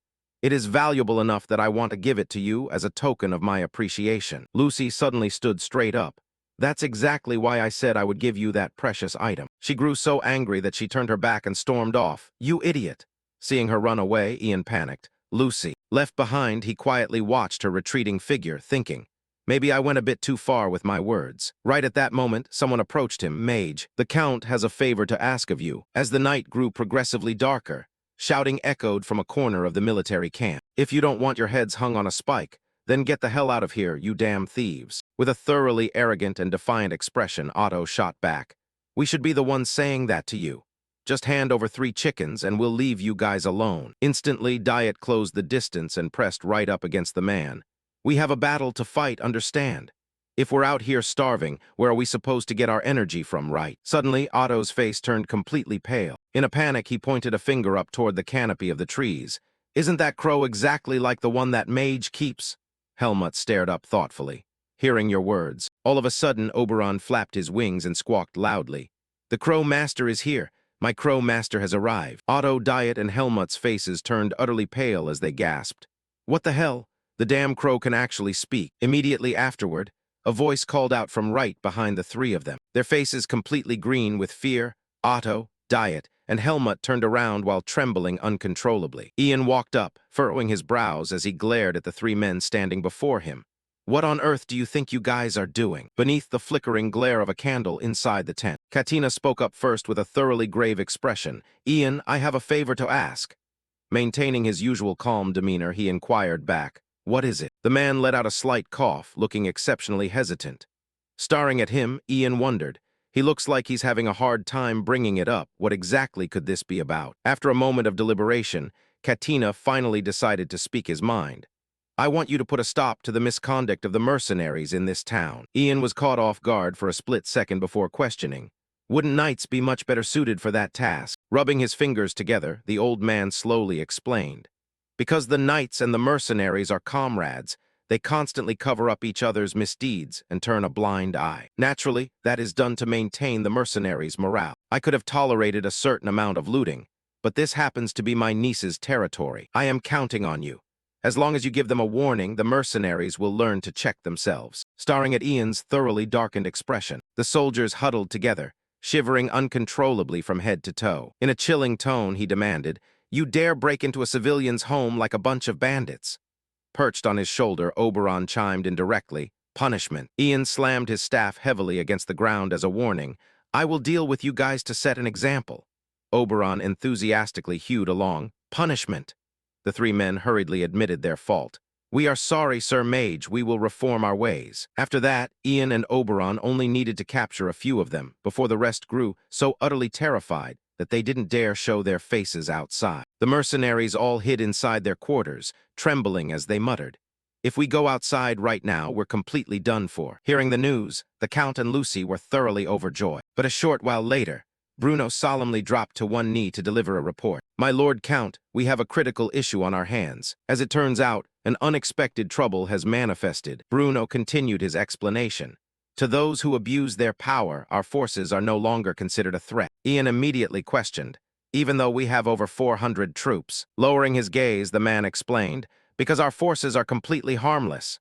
With a deeply confused look, the youth repeated, "Harmless." If the army were plundering the territory, the citizens here would have long pressured Graham to stop the invasion, because Graham currently controls the Terrian territory. But thanks to our peaceful march, Graham has actually been granted the time to gather his forces. Not to mention, because our troops aren't allowed to act freely, morale has plummeted severely. Resting his chin on his hand, Ian fell into contemplation, thinking, this has truly become a bizarre predicament. Bruno lifted his head, his voice filled with hesitation.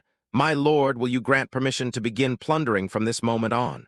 Thoroughly exhausted, Katina raised a hand to rub his forehead. He slowly turned his gaze toward Ian, asking for his input. "Mage, do you happen to have any strategy to address this situation?" Standing beside him, Lucy also turned her anxious eyes toward the youth. Ian's gaze grew significantly sharper. He supported his chin, thinking for a few seconds before slowly opening his mouth. "Right now, it's not like we are completely out of options." Katina's eyes lit up as he hurriedly pressed, "What option? Speak up quickly." Meanwhile, Lucy offered a look of pure adoration, thinking, as expected of Ian. In stark contrast to the two of them, several soldiers standing in the background displayed clear expressions of annoyance. Lucas muttered under his breath, thoroughly displeased, "This mage is incredibly arrogant." Somewhere within the Terrian territory, Henrik violently threw the door open, snapping irritably, "You're being way too noisy, you obnoxious crow." The sudden, close-up view of Ian's face right in front of him caused him to shriek in terror. Henrik staggered back a few paces, asking hesitantly, Who are you?"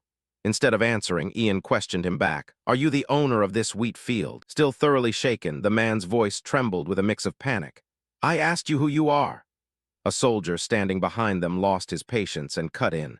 "Hey, this gentleman is the disciple of the great Archmage Eredes, Lord Ian Eredes Raven." Hearing that name, Henrik's face instantly turned completely dark. He threw himself to the ground in a panic, begging, "I never imagined it would be such a renowned figure. Please forgive my utter rudeness from moments ago." Ian cast a glance down at him, gritting his teeth as he informed, "The wheat here has been completely ruined." Henrik raised his head blankly, asking back, "What exactly do you mean by that, my lord?" Ian slammed his staff firmly against the ground, shouting, "Can't you sense it? A foul energy has thoroughly permeated this entire field. The soul of the first Baron of Terrian, whose territory was unjustly stripped away, is absolutely furious." Shaking all over with tears streaming down his face, the man asked anxiously, "Then what am I supposed to do?" Tapping his staff against the ground, Ian furrowed his brows and warned, "Hold on." Silence. Suddenly his eyes flew wide open. Ian raised a hand toward the heavens, declaring in a highly theatrical manner, "The sky is speaking. As long as Lucy Terrian inherits the title of Baroness, the wrath shall be entirely appeased. That is its divine will. Oh my, over there possesses an ominous energy as well." The moment the words left his mouth, he bolted off.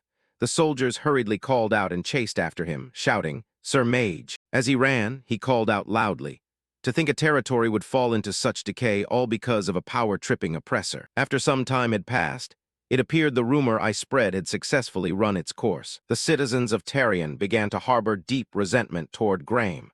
They demanded that Lucy take the succession to deliver them from the calamity. The citizens continuously hurled tomatoes right at his front door. Thanks to that, the Count's forces experienced a massive surge in morale and marched directly toward Graham's residence. Amidst that celebratory atmosphere, Lucas stood at a distance, glaring at the youth with pure resentment. Back at the camp, he stood at the front to voice his protest. "My Lord Count, We have absolutely no desire to stand upon a battlefield of sheer dishonor. Katina questioned in utter bewilderment. What exactly do you mean by that? Lucas immediately accused. Ian is spreading rumors that the territory is cursed. He is bringing disaster right to our doorstep. If we continue to associate with a mage like him, our honor will be thoroughly dragged through the mud. Ian looked at them with a deeply confused expression and explained. The rumor is nothing but a lie. Why on earth are you guys actually believing the rumors that I spread myself? The group fired back even more violently in unison. We can't trust a single word that comes out of a mage's mouth.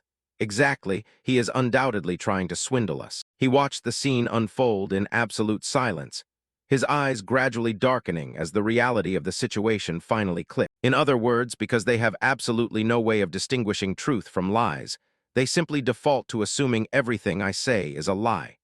How thoroughly narrow-minded. But the core strength of this army relies on the knights. The Count's expression clearly indicated that he understood that reality perfectly. Without the knights, it's impossible to form a proper battle line. So in the end, we have no choice but to cater to their side. In a situation like this, is there even any reason for me to stay? Nodding Katina's deeply hesitant expression, Ian finally took the initiative to speak up first. You don't need to trouble yourself. Count! The man stood straight up, calling out as Ian moved away. Turning his back to leave, the youth didn't forget to emphasize his point. If my mere existence causes everyone this much discomfort, I will depart. But from this day forward, no matter what happens, don't you dare think of coming to me for help. The moment the protagonist stepped outside the tent, Lucy came rushing out right behind Ian, calling frantically, "Wait up." Hearing her call, Ian turned his head back around. And then Lucy said in a deeply rushed tone, I am so incredibly sorry. Out of nowhere, the knights started pinning all the blame on you. And my uncle was caught in such an awkward position that he couldn't even squeeze out a word to defend you. She spoke with a face that looked on the absolute verge of tears. This display brought a small sense of comfort to Ian's state of mind. He thought to himself, for some reason, I feel a little bit relieved. It must be because Lucy offered such a sincere apology. Having processed his thoughts, he offered a bright smile and replied, It's fine, I'm not angry at all. Lucy asked anxiously, Really? Ian let out a soft chuckle. Leaving a battlefield isn't exactly a massive deal, right? Besides, there's absolutely zero mystery to be found in a place filled with nothing but corpses. Standing opposite him, Lucy kept her tear-streaked face as she said, But you're going to lose your chance to achieve military glory. Her words left both Ian and the crow perched on his shoulder completely speechless. And then a smile broke across his face as he reached out to gently pat her small head and began to reassure her. What exactly do I gain from military glory anyway? As long as I receive the sword you promised to give me, that's more than enough. The moment she heard those words, Lucy's mood instantly brightened, and she began to make a promise. I will absolutely make sure to get that sword for you. And if that's still not enough, you can literally just marry me and take over the entire territory. Her sudden proposal thoroughly flustered Ian, causing him to turn his head away. Yeah, no thanks, I'll pass. Lucy pressed on, If necessary, I can give you anything else you want, so please just marry me. Ian continued to decline flatly. No need, thank you. Time flew by rapidly. A few days later, the scene shifted right to the edge of the battlefield. At this moment, the armies of both factions were actively drawing up their forces. Standing from a high vantage point, Graham looked down at the field below and delivered his assessment. The enemy's numbers appear to be around 400, correct?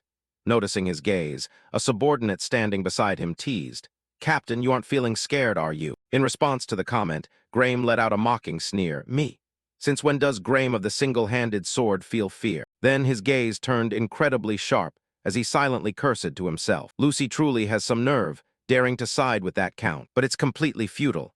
Once I win this battle, she will belong to me entirely. Furthermore, we have the exceptionally battle-hardened Black Knights of the East on our side. Our advantage is simply overwhelming. Thinking of this, the man couldn't help but smirk once again. Right at that moment, another voice barked out, Captain, the enemy forces are advancing. Seeing this, Graham gripped the hilt of his sword tightly and declared, Whether the enemy has 400 or 4,000 troops is entirely irrelevant. Anyone who dares to cross blades with Graham will forfeit their life.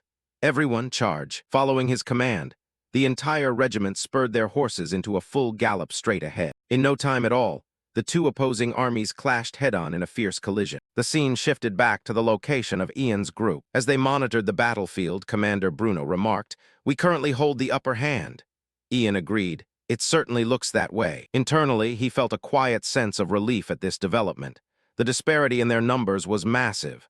At this rate, victory is practically guaranteed. However, in the very next second, his expression completely changed. Hold on a minute. What is the deal with that knight over there? He is insanely powerful.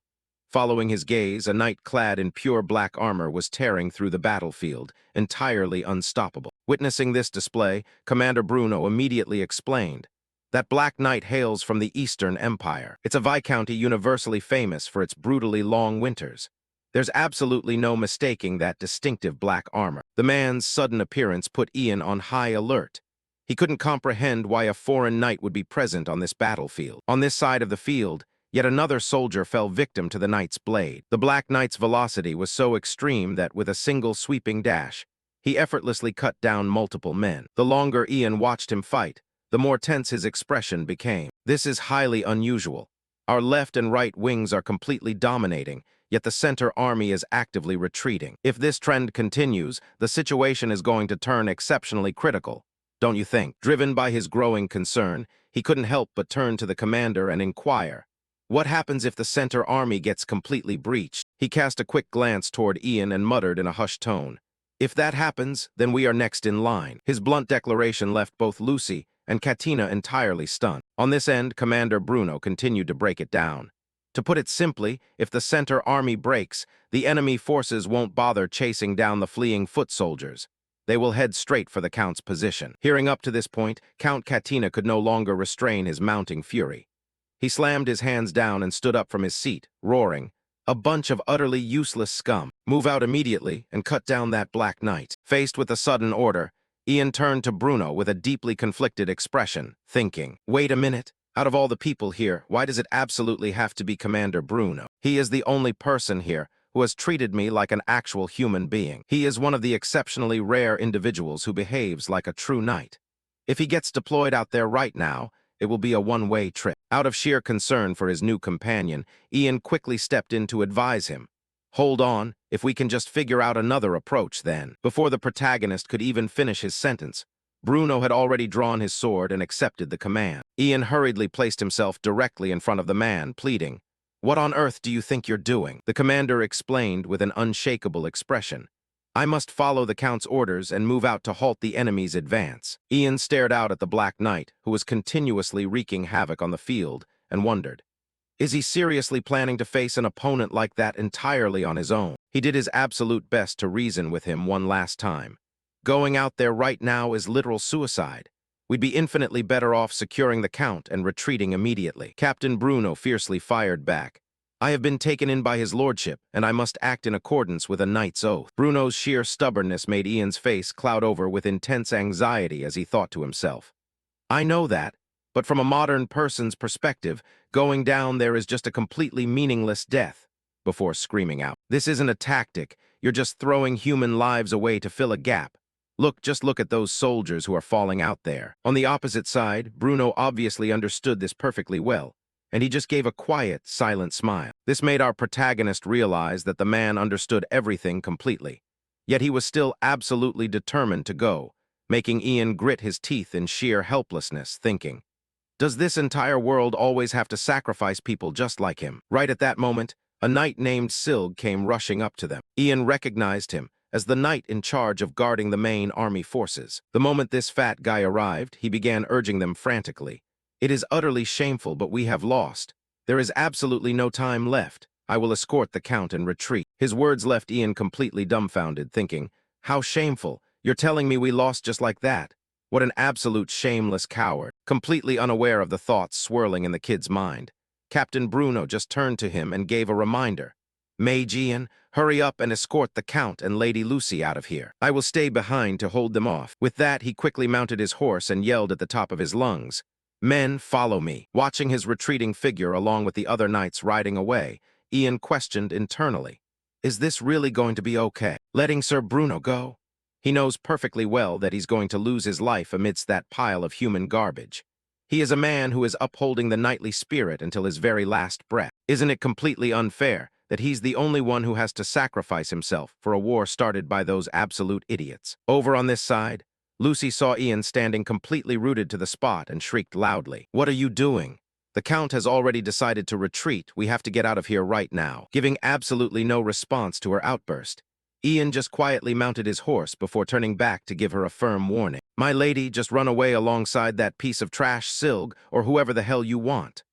When she frantically asked Ian what he was planning to do, he simply replied, I am going to retreat alongside Sir Bruno. Make sure you stay alive so we can meet again, Lucy, he said with a faint smile, while Lucy's face remained utterly consumed by pure, unyielding anxiety. She let out a loud scream as she watched Ian spur his horse, charging straight back toward the chaotic battlefield. Meanwhile, Bruno was on his way when he suddenly caught the sound of Ian calling out his name. Hearing that, Sir Bruno turned around in total bewilderment, the commander asking, Ian, what on earth are you doing here?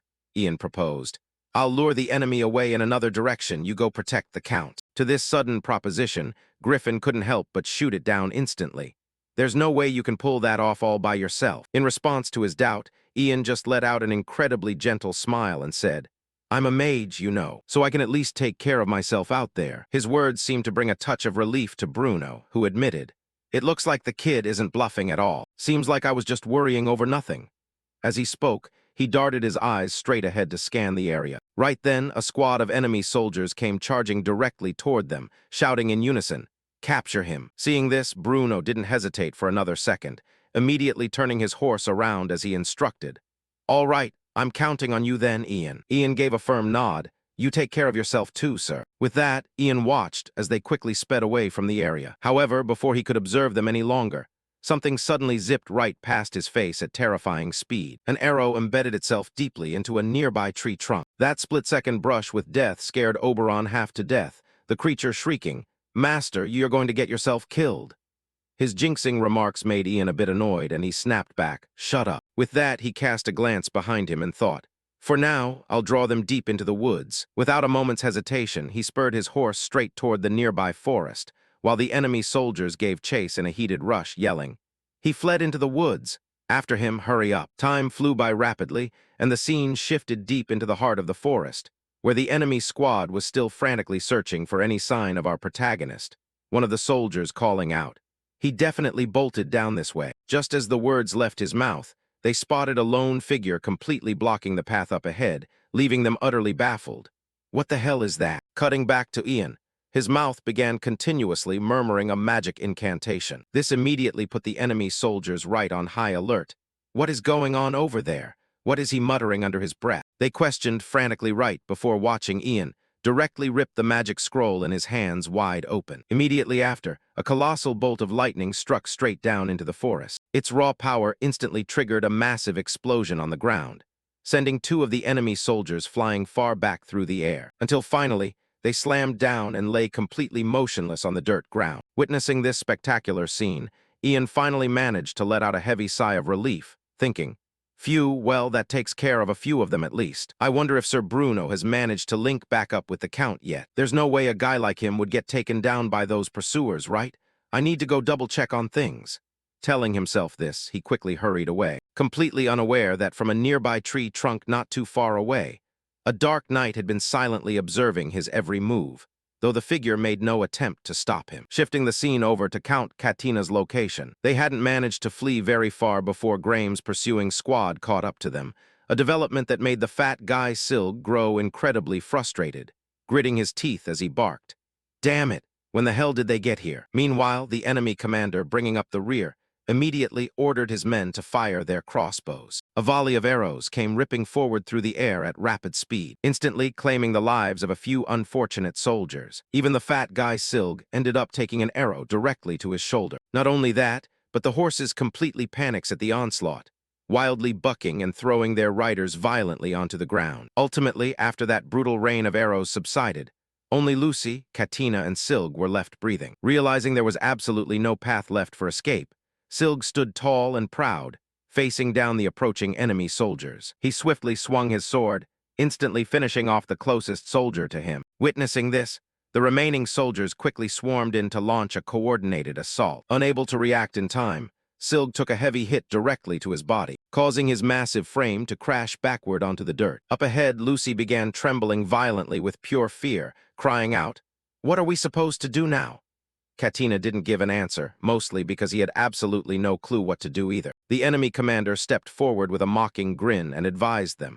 Well now, Count, it's time for you to behave yourself and surrender peacefully. However, at that exact moment, Silg suddenly forced himself back up, letting out a ferocious roar. He was absolutely determined to protect the two figures standing right behind him. His completely crazed appearance actually made even the commander hesitate out of sheer apprehension, muttering, "Is this guy some kind of literal monster?"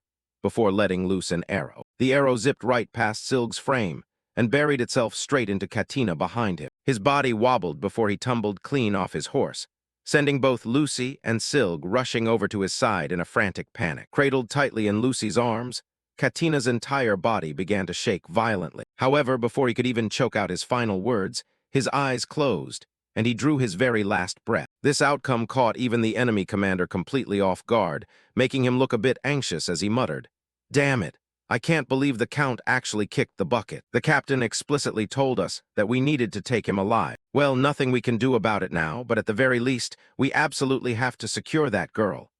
He spoke while locking his gaze dead on Lucy. Without a second thought, he barked out his next command, "Hurry up and seize that girl." Obeying the order, the squad of soldiers rushed forward in unison. While Lucy could do nothing but cover her face, trembling in total terror, Silg rapidly threw himself in front of her to block their path. However, his final act of bravery only earned him another brutal wound to his body, sending the old man collapsing right back down onto the dirt, a sight that caused Lucy's face to turn completely pale with absolute horror. She thought frantically to herself, "I don't want to get handed over to Graham like this. Please help me, Ian." Her desperate prayer seemed to be heard by our protagonist, and at the absolute most critical second, a thoroughly familiar voice echoed through the air.